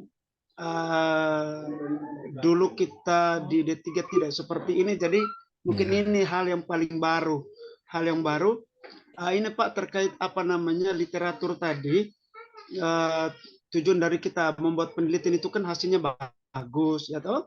Hasilnya bagus, mungkin kita punya penguji atau yang lainnya mungkin melihat bahwa yang dibuat ini sangat memuaskan. Nah, terkait dengan apalagi tadi parafrase, nah, di parafrase itu yang saya mau tanyakan itu Pak, apakah bisa kita ambil sedikit-sedikit dari literatur sebelumnya? Supaya nanti apa namanya kita mau persepsikan kalimat yang di literatur sebelumnya supaya kita membuat apa namanya membuat penelitian yang kita ambil dengan misalnya satu kasus misalnya diare. Jadi kita mau persepsikan dengan yang sebelumnya dengan yang sekarang supaya nanti kita bisa gabungkan menjadi kalimat yang jadi luar biasa seperti itu. Tapi tidak semuanya kita ambil dari literatur yang sebelumnya. Bisa Pak seperti itu. Ya. Sedikit saja kalimatnya. Ya, baik Pak Wilhelmus. Sedikit pun kalimat, satu kalimat pun kita ambil dari literatur, itu akan, kalau satu kalimat sama persis ya Pak ya, sama persis itu kita tuliskan di tulisan kita, sama persis gitu. tidak mengubah apapun, walaupun itu cuma satu kalimat, itu akan terdetek sebagai apa namanya, sama, dianggap sama. Nah, boleh nggak? Boleh.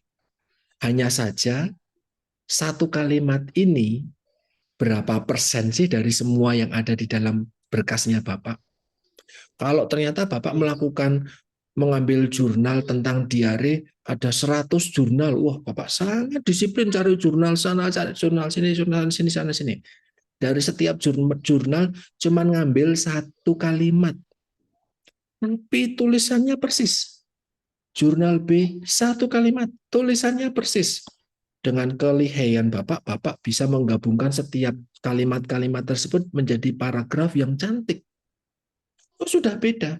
Tapi ingat bahwa walaupun cuma satu kalimat itu sudah sama dengan penelitian ini.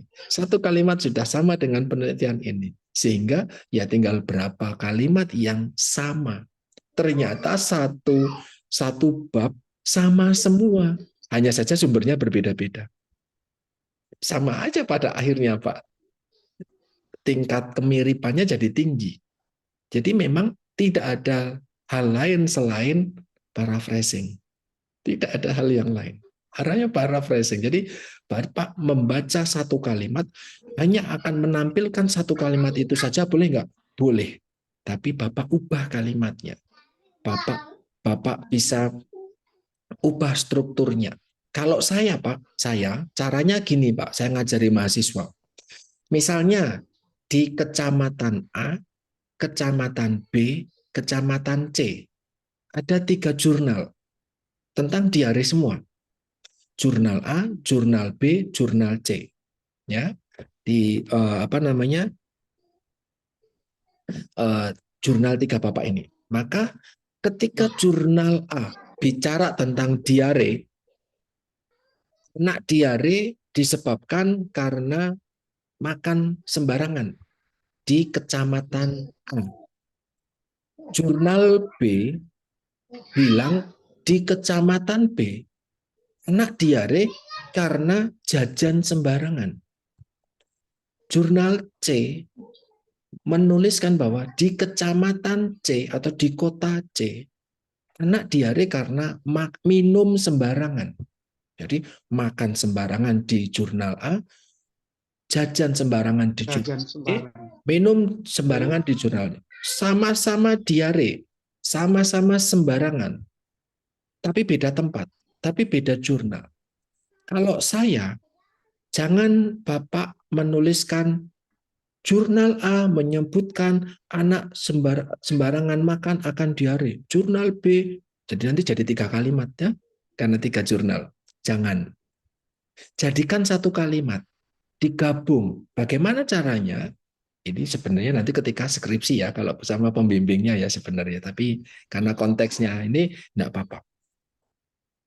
Kalau saya menyampaikan gini, beberapa penelitian terkait dengan penyebab diare menyebutkan hasilnya adalah disebabkan karena kebiasaan yang sama, yaitu makan minum yang sembarangan. Nanti dalam kurung sumbernya kita koma. Bukan satu-satu. Ya, jadi saya coba tampilkan jurnal saya. Semoga terlihat dengan jelas ya. Ini jurnal saya tentang penyakit jantung koroner di Indonesia. Bu Agustina, sebagai awal tentu saya mengambil prevalensi ya Bu ya. Ada prevalensi di sini disampaikan bahwa di tahun ada estimasi di tahun 2008 saat itu ya, karena jurnalnya 2018 saat itu, di 2008 WHO itu menyebutkan bahwa ada prediksi bahwa akan ada kematian 17 juta kematian karena penyakit jantung. WHO. Kemudian tulisan di WHO juga menyebutkan akan ada prediksi menjadi 23 juta kematian di Indonesia di dunia karena penyakit jantung. Nah, satu itu. Yang kedua, dari Riskesdas, saya ambil dari Riskesdas. Kalau orang penyakit jantung di Riskesdas itu prevalensinya 0,5 dan 1,5, baik dengan gejala atau yang dengan diagnosis dokter. Kalau diagnosis dokter artinya sudah mendapatkan perawatan, kalau dengan gejala artinya mungkin belum terdiagnosis dokter tapi sudah merasakan ada gejala. Itu 1,5. Nah, bagaimana cara saya agar tidak terkena plagiarisme? Maka saya mengubah kalimatnya. Kalimatnya saya seperti ini, ya. Karena saat itu saya menggunakan data Riskesdas, saya tanya sama orang Riskesdas, saat itu belum pernah ada orang melakukan penelitian dengan data Riskesdas yang ngomongin soal PJK. Sehingga orang pertama saat itu di tahun 2016-2017 saat itu saat penelitian saya berlaku, hanya saya yang ngomongin soal PJK saat itu, tapi sekarang mungkin sudah banyak yang berubah. Nah, saat itu nggak ada, sehingga saya ngomongin bahwa hasil Riskesdas itu prevalensi PJK berdasarkan wawancara 0,5% dan berdasarkan diagnosis dokter 1,5%. Nah, 4 ini apa? 4 adalah sumbernya. 4, saya coba ke bawah. 4 itu siapa yang ngomongin itu? Yang ngomongin nomor 4 adalah Kementerian Kesehatan dari Riskesdas. Riskesdas bilangnya apa? Riskesdas hanya bilang bahwa di dalam publikasinya Riskesdas saat itu mereka bilang bahwa prevalensi penyakit jantung koroner berdasarkan dokter 0,5%. Prevalensi jantung koroner berdasarkan diagnosis dan gejala 1,5%. Saya menggabungkan kalimat itu jadi satu. Sehingga menjadi kalimat yang menurut saya baru. Dengan tidak mengubah makna. Gitu. Ya, jadi untuk terkait dengan angka-angka, kita memang tidak boleh ngarang, tidak boleh dengan intuisi, tidak boleh dengan akal sehat kita, tapi berdasarkan sumber dari mana? Ya dari jurnal. Gitu. Termasuk ketika saya di kalimat pertama menjelaskan tentang ini. Definisi penyakit jantung koroner ini yang ingin saya sampaikan ke Pak Wilhelmus. Terkait, kalau saya ngambil satu kalimat dari si A, satu kalimat dari si B, kecil-kecil, boleh nggak? Boleh saja. Tapi kalau saya memilih untuk menggabungkan menjadi kalimat yang baru. Sehingga tidak akan teridentifikasi nyontek. Karena kalimatnya jadi baru. Kalimatnya baru saya ambil dari mana ini? Dari sumber nomor 1, nomor 2, nomor 3. Ya, dari 3 sumber saya jadikan kalimat ini seperti ini. PJK adalah penyakit ketika dinding arteri koronaria menyempit karena material lemak secara gradual. Penyakit ini tidak bergejala dan merupakan penyakit kronis yang diam-diam sepanjang hidup. Kalau saya membuka atau Bapak Ibu membuka jurnal nomor 1, nomor 2, nomor 3, tidak mungkin mendapatkan kalimat seperti ini. Tidak mungkin. Mereka pasti menjelaskan bahwa penyakit jantung koroner terjadi ketika dengan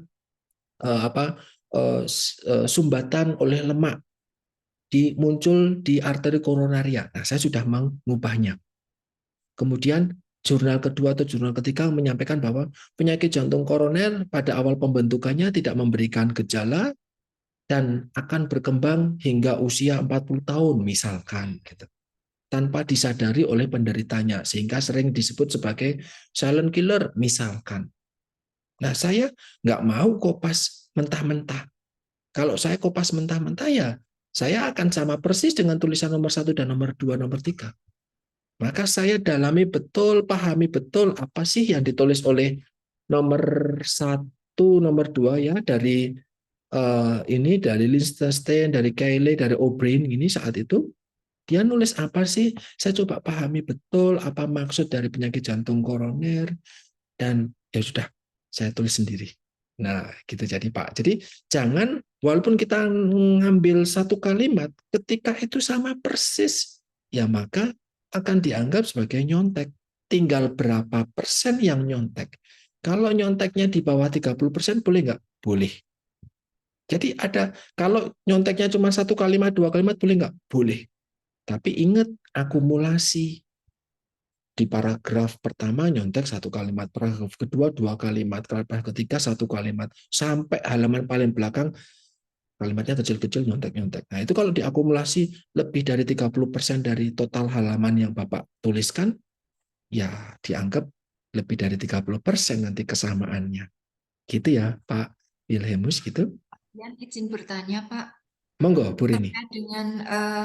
terkait dengan pengertian dari PJK tadi contohnya, itu kan diambil dari tiga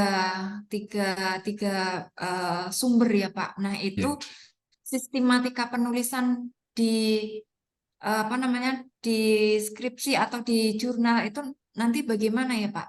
Nah, baik, itu tergantung dari kampus masing-masing. Ya, Karena kan memang makanya ini saya berbeda-beda. tanyakan karena di tempat saya yang sebelum ini itu dia punya eh, eh, pakem atau punya Ya, sistematika sendiri. Nah, ini untuk ya, yang di Panti Rapih bagaimana ya, Pak? ya. Itu namanya bagaimana kita mensitasi. Ya, gaya tata tulis. Kalau gaya tata tulis saya di sini yang saya menyebutkan 1, 2, 3 ini gaya tata tulis yang berlaku di UGM. Kenapa? Karena jurnal saya terbitkan di UGM. Jadi saya mengikuti aturan main yang berlaku di jurnal UGM. Mereka menggunakannya tata tulis yang seperti ini. Sumbernya mana ya dalam kurung, kemudian angka, kemudian baru titik. Maka ya tata tulisnya seperti ini gitu ya. Tapi bagaimana dengan Stikes? Kalau di Stikes itu menggunakan tata tulis namanya APA. Ya, APA. APA. Nah, dengan APA ini nanti tulisannya bukan seperti ini, Bu. Misalnya ini tadi nomor 1 misalnya Liechtenstein gitu ya tadi sama Obrin. Maka tertulisnya adalah kalimatnya begini, kemudian dalam kurung Liechtenstein 2005, Obrin 2010, siapa. Nah, itu gaya bahasanya Stikes kayak gitu. APA ya.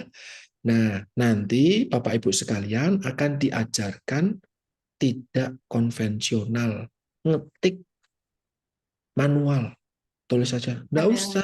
Sudah ada aplikasi namanya Mendeley. Nanti akan diajarkan di praktik. Kalau saya tidak salah, nanti akan ada praktik Mendeley. Kalau saya tidak salah ya, nanti akan ada praktik Mendeley. Jadi yang penting jurnalnya ada. Kan kemarin kita bilang ada digital identifier-nya ya. Nah, itu nanti tinggal dimasukkan ke dalam aplikasi, aplikasi sudah langsung nulisin struktur ininya juga, struktur daftar pustakanya juga.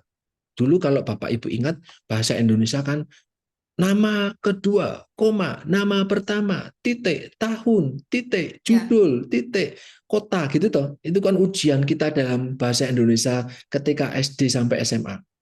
Itu tidak dipakai itu di sini. Kenapa? Ya itu gaya menulis selingkung namanya, gaya selingkung di bahasa Indonesia.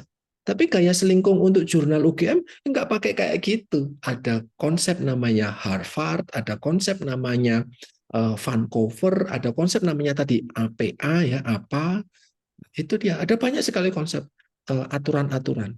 Nah, dengan aplikasi Mendeley yang nanti Bapak Ibu akan praktekkan, itu tinggal masukin jurnalnya aja, jebret, diupload ke jurnalnya sudah dapat, kemudian disubmit ke aplikasi yang Bapak Ibu akan install di laptop masing-masing atau PC masing-masing, kemudian tinggal pilih, kamu mau model apa, model yang bagaimana, ya kita pilih aja APA, sudah ada tuh di list, diklik, klik. Nanti otomatis, oh kalau jurnal begini, tata tulisnya kayak gini. Ya, kita tinggal kopikan saja. Berapa jurnal nih? Nah, saya kebetulan untuk menulis ini ada 19 jurnal. Otomatis langsung 19 jurnal muncul dengan tata tulis APA. Wah, ini tugas saya di UGM pakainya Harvard. Tapi saya mau ke UI yang pakainya Vancouver. Ya nggak usah di manual. Kalau dulu kan kita manual. Kalau mungkin teman-teman yang masih pakai manual, mungkin teman-teman D3 yang baru lulus, teman-teman masih pakai manual, ya capek lah ngetik. Belum lagi kalau salah ketik, harusnya titik malah jadi koma. Kan salah. Nanti jadi revisi hanya gara-gara koma gitu misalkan gitu ya. Yang harusnya italik kok ternyata malah tidak italik, salah lagi. Nah, ya sudah pakai aplikasi aja, tinggal klik klik klik klik jadi. Nah, itu nanti kita akan belajar bareng ketika sesi praktikum. Itu namanya sitasi. Ya, satu lagi Pak. Ya. Dari rujukan yang di jurnalnya Bapak itu kan ada beberapa penulis gitu. Nah, lebih dari 3 misalkan itu Ya. kita ambil satu, kemudian kita tulis et al gitu bisa nggak sih Pak? Nah, Kalau kan bisa. ya, itu juga aturan Bu namanya. Itu juga aturan di gaya-gaya tadi. Ada gaya-gaya tertentu yang 3 nama yang ditulis. Kalau namanya 4, misalnya di suatu penelitian ditulis oleh Dian, Rini, terus ada Agustina, ada Pak Wilhelmus gitu. Ada 4 tuh. Tapi aturan tertentu ternyata hanya boleh menuliskan 3 nama aja. Ya maka sesuai abjad misalnya. Ya Dian, Agustina, Dian, Rini, et al. Pak Wilhelmus dianggap et al. Atau dan kawan-kawan gitu. Ada aturan yang seperti itu. Ada aturan yang 6 orang dulu, baru orang ke-7, orang ke-8, orang 9 dianggap et al. Seperti ini nomor 5. Burke, Baker, Gole, Graham, Rainer 1, 2, 3, 4, 5, Zanat 6. Penulis ke-7 sampai penulis keberapa dianggap et al. Atau bahasa Indonesia dan kawan-kawan. Gitu. Ada aturan yang kayak gitu. Ada aturan yang 6, ada aturan yang 3. Nah, aturannya bagaimana? Nanti kita bicara ketika kita menyampaikan terkait dengan gaya selingkuh.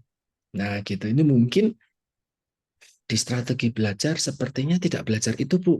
Mungkin nanti ketika bahasa Indonesia, kalau ada ya di RPL, mohon maaf saya tidak hafal mata kuliahnya, atau di metodologi penelitian atau metodologi riset, atau ketika menulis proposal, itu pasti ada materi tentang gaya selingkuh atau aturan tata tulis. Ya, tata tulis yang berlaku di Stikes karena kita diawali dengan pendidikan keperawatan. Kalau keperawatan itu di dunia itu mengacunya pada APA, American Psychological Association kalau saya tidak salah. Ya, APA gitu, maka ya di Stikes pakainya APA. Walaupun saya dari gizi ya akhirnya mengikut APA ketika membuat laporan. Tapi kalau saya mau publish di UGM, publish di mana sampai luar negeri, ya jurnal tersebut pakainya aturan apa? Itu kalau aturannya Harvard, ya saya pakai aturan Harvard seperti UGM. Atau pakai Vancouver kayak di Undip, ya pakainya Vancouver. Kalau di Undip pakainya hurufnya bukan dikurung tapi huruf kecil di atas gitu. Jadi nanti di bawah, di belakang kata luas ini nanti ada angka kecil 13,14 tapi kecil. Nah, ini kan di dalam kurung. Nah, itu mana yang benar? Ya semuanya benar. Wong semua mengakui karya orang lain kok. Hanya saja memang kita perlu mengetahui ketika kita mendapatkan jurnal, ini kok angka semua, itu maksudnya apa gitu. Ya itu di dalam daftar pustaka ini urutan ke-9, ini urutan ke-10 gitu. Karena urutan ke-9 ke-10 itu berarti ya urutan keluarnya. Maka nomor 1 mana? Ya pasti di awal. Ini nomor 1, nomor 2, nomor 3. Semakin ke bawah pasti nanti jadi 4, jadi 5, jadi 6, jadi 7 gitu. Itu kalau sistemnya UGM seperti ini. Nah, maka di dalam daftar pustakanya kalau Bapak Ibu lihat tidak urut abjad. Urut keluaran mana dulu yang keluar di dalam berkas. Ya, tidak urut L, K, O, K, P gitu. Bahkan ada yang di huruf D ini yang keluar ini Y keluar duluan. Ini karena di dalam berkas saya ya ini urutan nomor 7 keluarnya gitu. Tapi kalau pakai APA urutannya abjad. Yang sini pasti A. Pasti. Ya kenapa? Ya karena di dalam bodinya, ya di dalam tubuh tulisan ini tidak pakai angka, pakainya A. Agustina 2020 gitu. Jadi Agustina keluar berapa kali? Nggak tahu tulisannya Agustina keluar berapa kali di jurnal ini. Di urutan keberapa di urutan daftar pustaka? Nggak tahu, tapi ada tulisannya Agustina. Kalau ini tidak ada. Ya ada kelemahan, ada kelebihan, ya nyaman-nyaman itu kebijakan institusi. Seperti itu, Bu. Baik, terima kasih Pak Dian. Ya, ada yang ingin ditanyakan lagi, monggo Bapak Ibu yang lain. Izin bertanya Bapak. Monggo Bu Maria. Nah, maksudnya begini Pak, untuk kita ini kan nanti ada tugas seperti dulu kita waktu D3 kan KTI. Nah, pada saat kita pembuatan ini kan ada dengan tinjauan teori Bapak. Jadi dari tinjauan teori misalnya kita ambil dari suatu sumber itu, apakah perlu diparafrasekan atau perlu dibuat kutipan langsung biar tidak disebut plagiarisme Pak? Baik, terima kasih Bu Maria. Semua usaha kita itu bukan hanya pada tulisan kalau mau kita jurnal. Dari pendahuluan, dari tinjauan pustaka, dari bab 3 di metodologi, dari hasil sampai pembahasan, sampai simpulan, semuanya harus diparaphrasing. Itu makanya menjadi tugas yang berat buat kita. Ya, padahal bab 2 tinjauan pustaka kan isinya pustaka dari sana, dari sana, dari sana, dari sana, dari buku semuanya. Tidak ada ide kita, tidak ada hasil pemikiran kita, tidak ada pengalaman kita, tidak ada ide kita. Nggak ada, semuanya dari jurnal-jurnal atau buku. Semuanya pasti copy paste pada dasarnya, tapi nggak boleh copy paste. Maka dari itu ya kita paraphrasingkan semua. Inilah yang membuat mahasiswa saya kemarin terjatuhnya di situ. Ternyata ketika dicek bab 2-nya di bagian tinjauan pustaka, wah merah semuanya. Ternyata satu paragraf dari si A, satu paragraf dari si B. Ya dia takut, Pak ini kan teori saya nggak bisa mengubah-ubah nanti saya salah.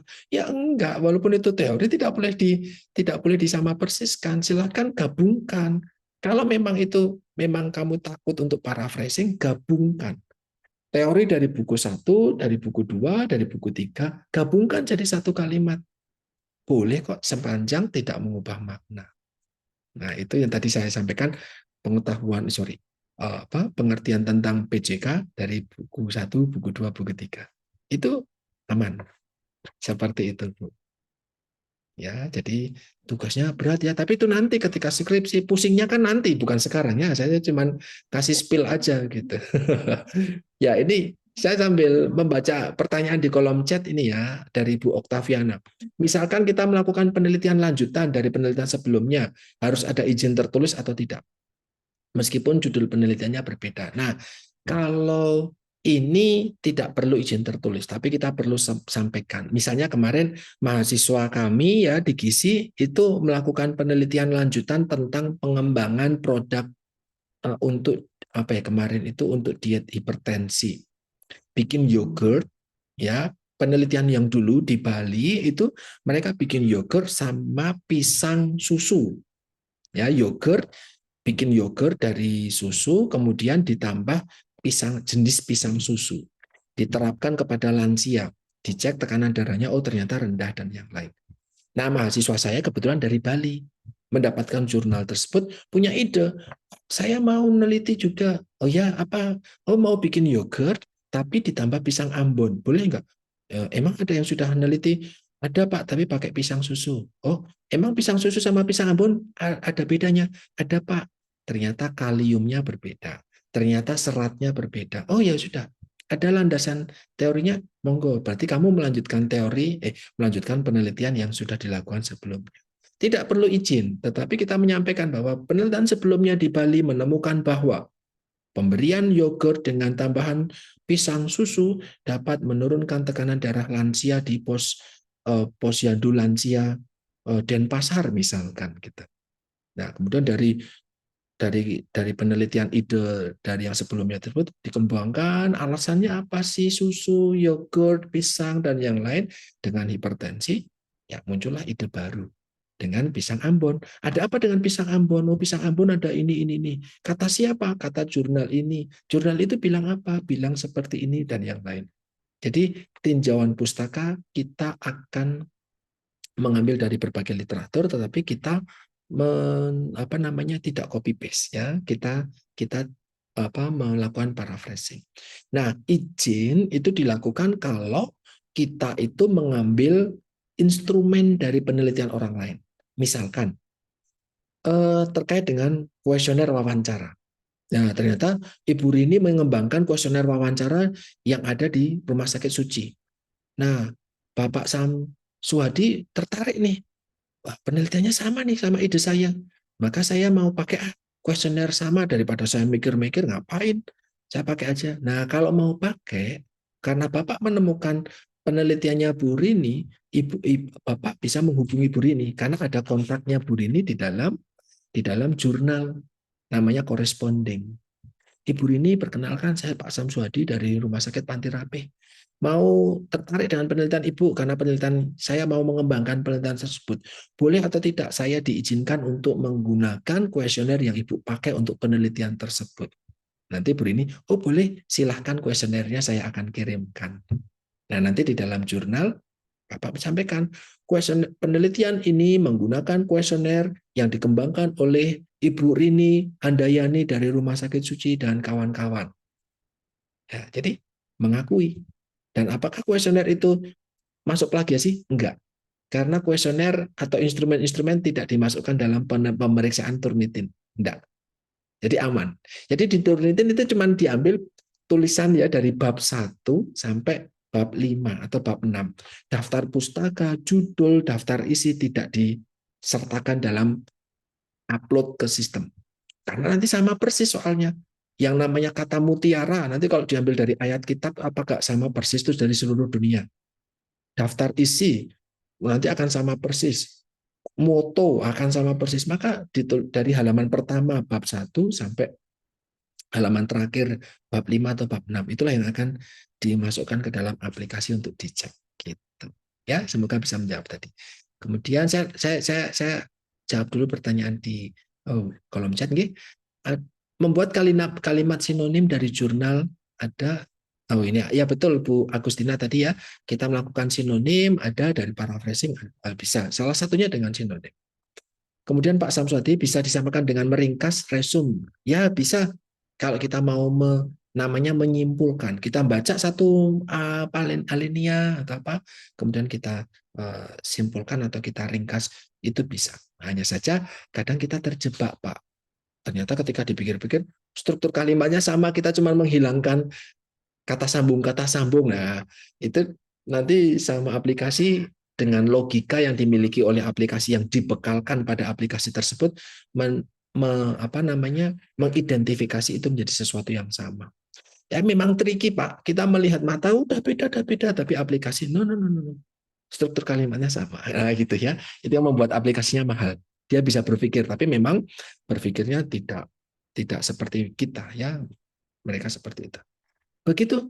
Yang di kolom chat sudah. Berikutnya ada lagi barangkali. Ini ada Bu Lucia Septi. Angkat tangan. Monggo. Ya Pak, terima kasih sebelumnya. Masih mengenai tentang rujukan tadi Pak, dalam setiap penulisan kan ada urutan 1, 2, 3 di isi jurnal kita ya. Ya. Nah, itu kan sesuai dengan urutan rujukan. Nah, ini misalnya jurnal 1 kita udah pakai, terus di bawah harusnya di angka 10, kita mau pakai lagi jurnal 1 itu gimana Pak? Bisa Pak? Oh iya. Ya, ini di daftar pustaka atau di badan tulisan Ibu?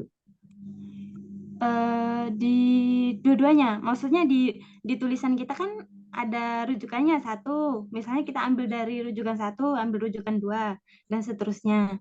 Tadi kan Bapak bilang ada urutannya, yang paling atas 1, ke bawah pasti 2, 3, dan seterusnya. Ya. Nah, misalnya nih mau ke angka 10, misalnya Pak, kita mau pakai rujukan yang ke 10, tapi kita mau ambil lagi dari rujukan yang pertama, daftar pustaka yang pertama. Itu gimana Pak? Bisa apa enggak?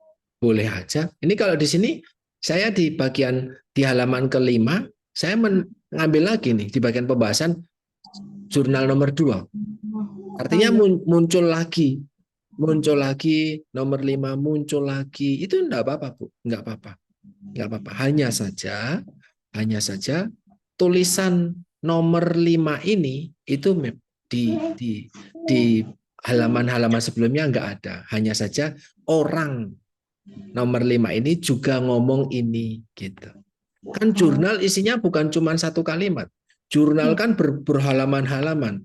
Ya, mungkin dari jurnal nomor 2 saya mengambil satu kalimat. Saya mungkin mengambil satu kalimat dari halaman pertama, misal gitu. Kemudian ketika saya membaca lebih lanjut, ternyata di halaman kesekian, oh ada tulisan lagi yang bisa saya ambil lagi gitu. Jadi orangnya satu, tapi banyak tulisan dari dia yang saya terapkan di sini. Tentu setiap tulisan saya paraphrasing lagi. Seperti itu, Bu. Nah, ini misalnya, ya tadi ya Bu ya, yang pengertian PJK tadi di atas kan pakai literasi nomor 1, 2, 3 ya tadi ya.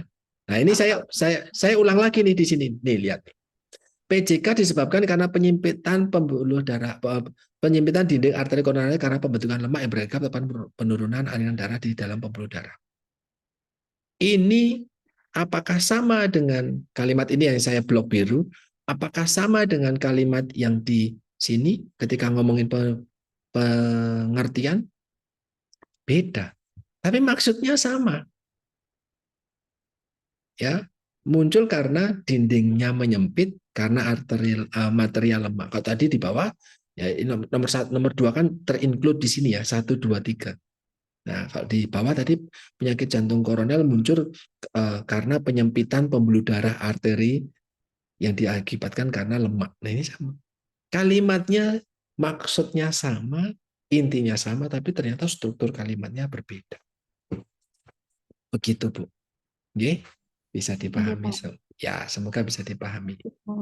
Ye, monggo ada yang ingin ditanyakan lagi? Kalau sudah, oh masih ada lagi, ye, monggo.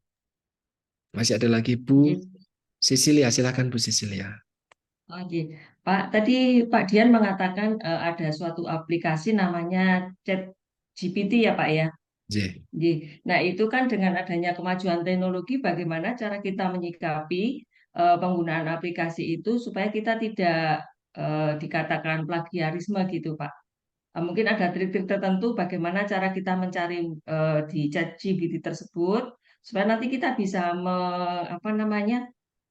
merangkum seperti atau kita harus mencari sumbernya itu dari mana, gimana, Pak? Oke, saya coba share screen Bu, sebentar.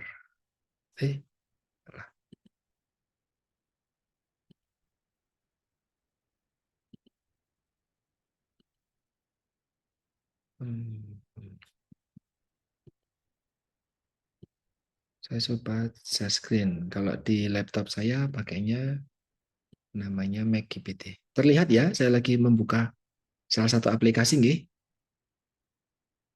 Ya, Pak. Ya, ini saya coba menuliskan apa ya misalnya tolong buatkan saya satu paragraf tentang penyakit jantung koroner. Penyakit jantung koroner. Nah, inilah yang sangat membantu kita, Bu. Teknologi. Ibu bisa lihat sendiri tanpa saya mikir, saya minta, tolong buatin dong. Penyakit jantung koroner, penyakit arteri koroner merupakan kondisi medis ketika pembuluh darah koroner memasuk oksigen, menyempit atau sumbatan disebabkan karena bla bla bla bla bla bla karena bla bla bla bla.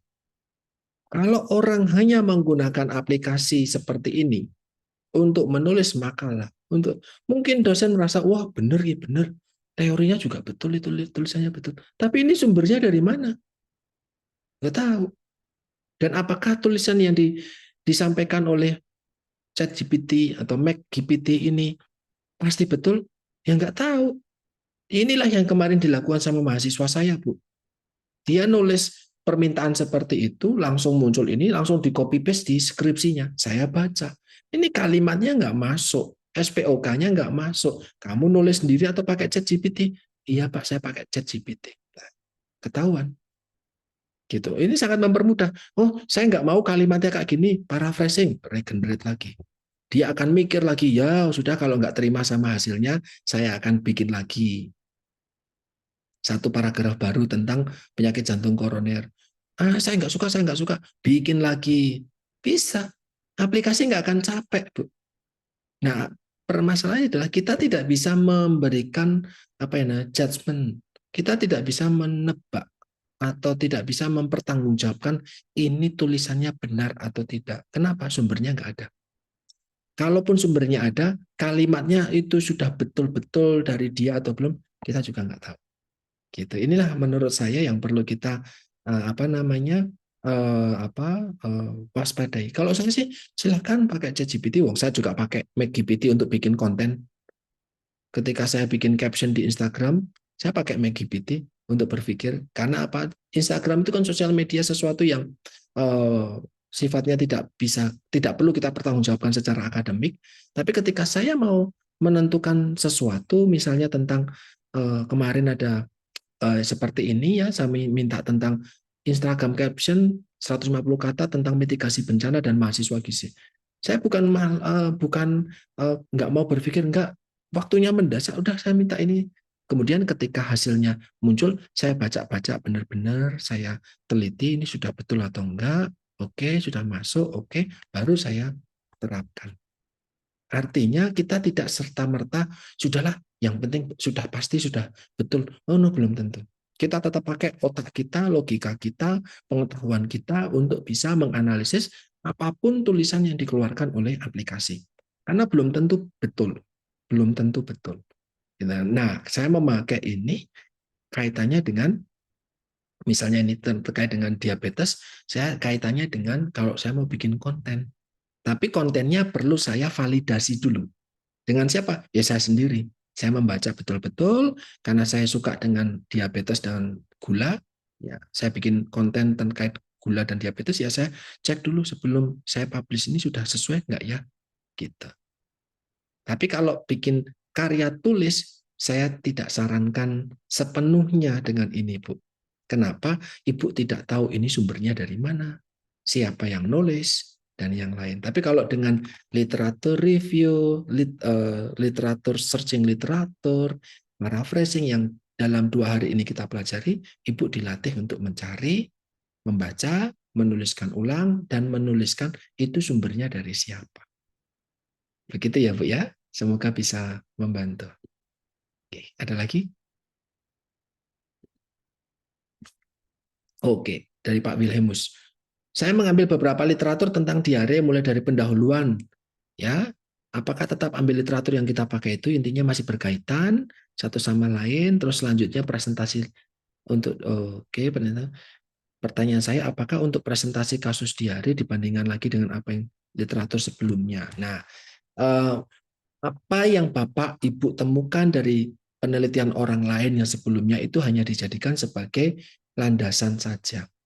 Bahwa penelitian itu, ide itu bisa dikembangkan lebih lanjut gitu. Jadi kalau Bapak mengambil literatur tentang diare dari 3 tempat, yuk kemudian hanya menyampaikan saja, ya nggak apa-apa ketika tugasnya adalah silakan bikin makalah tentang diare, nggak masalah.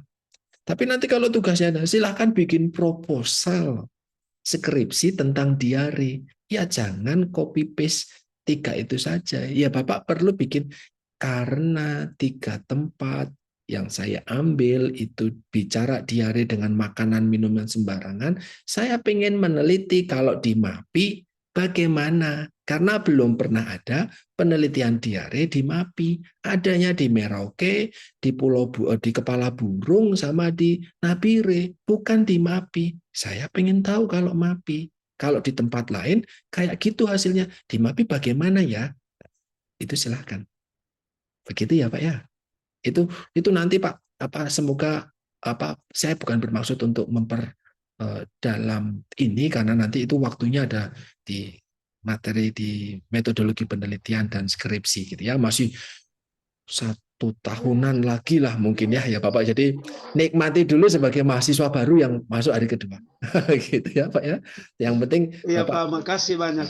Terima kasih banyak. Sama-sama. Yang penting kita semua sudah paham bahwa di dalam menulis, membuat tugas, membuat laporan, Ayo, mari kita belajar untuk tidak kopas, tidak mencontek. Karena itu nanti akan menggiring kita kepada kebiasaan yang tidak menghargai karya orang lain dan justru menjerumuskan diri kita sendiri. Itu jelas Bu Yulia Wardani sebagai ketua kemarin menyampaikan, oh hati-hati. Bagi yang ketahuan copy paste, nyontek, plagiarisme, tindakannya jelas. Tidak diluluskan. Atau revisi dulu, wisudanya nanti-nantian. Gitu, tidak ikut wisuda gini. Itu kemarin sudah disampaikan seperti itu. Nah, semoga tidaklah Bapak-bapak Ibu di sini karena sudah bekerja kan kalau lulusnya telat ya kan nggak bisa menyandang nurse-nya gitu ya. Escape nurse-nya itu kan jadi telat gitu ya. Oke, ada lagi Bapak Ibu sekalian? Sudah cukup, G? Sudah jam 6:06, kalau di Papua mungkin sudah jam 8 ya Pak Wilhelmus dan rekan-rekan dari MAPI. Terima kasih sekali untuk hari ini. Semoga bisa menambah pembendarahan ilmu dari Bapak Ibu sekalian. Kita belajar bersama. Semoga bermanfaat. Nanti ini saya sudah rekam, saya akan posting di YouTube, saya akan bagikan lewat Mbak Domi dan Mas Yoka ataupun juga di Sevima. Jadi Bapak Ibu bisa mendapatkan materi rekaman hari ini. Bisa diputar lagi. Terkait dengan tugas kemarin harusnya dikumpulin hari ini gitu ya. Tetapi saya bikin buat keringanan, monggo Bapak Ibu bisa berkelompok mencari literatur 5 minimal, makin banyak makin bagus dengan satu topik yang Bapak Ibu tentukan. Jadi jangan sampai 5-5-nya bicara, yang satu bicara diare, bicara pneumonia, bicara stunting, bicara apa. Janganlah. Satu kelompok fokus. Mau ngomongin apa nih? Mau ngomongin soal diare dengan makan sembarangan, boleh nggak? Boleh. Maka jurnal-jurnalnya hanya tentang diare dan makan sembarangan tadi. 5 jurnal minimal. Nanti silahkan itu digabungkan jadi satu, di RAR atau di merger jadi satu. Kemudian halaman pertama Bapak Ibu menuliskan nama kelompoknya. Jadi biar saya bisa mengidentifikasi kelompok Bapak Ibu itu siapa saja. Daripada Gitu. kita buat literatur yang berbeda, mending kita putuskan satu topik saja, misalnya Bapak, penyakit apa nih. Kita cari mau literatur bertanya, tadi kan dikasih ini tahu. banyak chat yang nanya untuk absennya itu Ada yang komen apakah itu Kak Wil ada dengan bicara tadi barcode malam. seperti tadi atau gimana Pak? Absennya untuk kuliah Bapak Dian. Ya, ini saling tabrakan nih omongannya tadi Pak Yoga dengan Pak Wilhelmus. Ya, yang Pak Yoga dulu absensi untuk kelas saya sudah record gitu ya dan saya sudah screenshot. Enggak usah khawatir. Nanti saya akan yang absenkan saja. Ya, saya akan mengabsenkan. Enggak usah repot-repot lah untuk absen. Kalau saya pribadi, kalau Bapak Ibu merasa ilmu dari saya penting, hadirlah buat kuliah. Kan sudah dewasa. Tapi kalau merasa nggak penting, ya monggo, nggak usah kuliah ya nggak apa-apa gitu ya. Kalau saya gitu, tapi saya menyampaikan ke mahasiswa reguler pun, kalau teman-teman merasa penting hadir karena tatap muka ya yang reguler. Kalau memang penting hadir ke kelas silahkan. Tapi kalau memang merasa ada yang lebih penting, ya monggo saja. Gitu. Saya tidak akan menghabiskan waktu untuk mengabsen satu persatu. Ini untung jauh, kalau dekat kita sejalan ke sini. Ya. Capek kalau harus mengabsen. Pengaruh terlalu jauh jadi. Iya. Jadi ya itu saya sudah screenshot, jadi tidak perlu bermasalah Pak. Dan itulah kenapa saya record. Jadi Bapak nggak usah ikut kuliah pun nggak masalah sebenarnya. Yang penting nonton di YouTube. Tapi kalau nonton di YouTube tidak ikut kuliah tidak sempat bertanya kalau nggak bisa paham, kan gitu. Kalau dengan ikut kuliah tidak paham kan langsung tanya, langsung saya jawab. Tapi kalau tidak ikut kuliah hanya bermodal rekaman, ya belum paham, ya nggak bisa tanya jawab secara langsung dengan saya, misalkan seperti itu. Jadi saya memberikan kelonggaran. Tadi yang untuk Pak Wilhelmus mau ditentukan, ya tidak Pak. Saya tidak mau menentukan karena saya tidak mau mendikte Bapak Ibu seperti apa. Silakan berdiskusi dalam kelompok karena strategi belajar harapannya adalah bisa menyempatkan mahasiswa untuk bisa berkomunikasi dengan baik satu dengan yang lain, walaupun mungkin lewat media chat, gitu ya. Silakan berkomunikasi. Kelompoknya bagaimana? Terserah. Saya nggak mau memusingkan diri dengan abjad, absen dan no. Silakanlah. terserah Pak Yoga dan Mbak Domi sebagai PJ mata kuliah ini untuk membagi ya. Dan setiap mahasiswa topiknya apa? Silakan saja diselesaikan secara adat ya. Mau topiknya apa aja boleh. Tapi pastikan bahwa jurnal yang diambil itu bicara topik yang ditentukan di kelompok tersebut. Jangan lupa menuliskan nama kelompoknya siapa saja. Begitu ya. Bapak Ibu sekalian, semoga itu bisa paham. Maksimal minggu dini hari kalau saya tidak salah. Ya, jadi punya waktu panjang buat liburan, main sama anak, ya capek-capek ya. Bolehlah gitu ya. Jadi nggak usah kesusu, nggak usah terburu-buru. Begitu dari saya, semoga bisa Terima kasih Iya, Pak Pak. Dian. membantu Terima Luar kasih, biasa. Pak. rekan-rekan. Nggih. Terima Baik. kasih Terima kasih, banyak. Pak. Terima kasih, Sami-sami. Pak. Terima kasih. Matur nuwun. Kasih Pak Dian. Nggih, selamat sore. Selamat sore Pak Sore, Dian. Pak.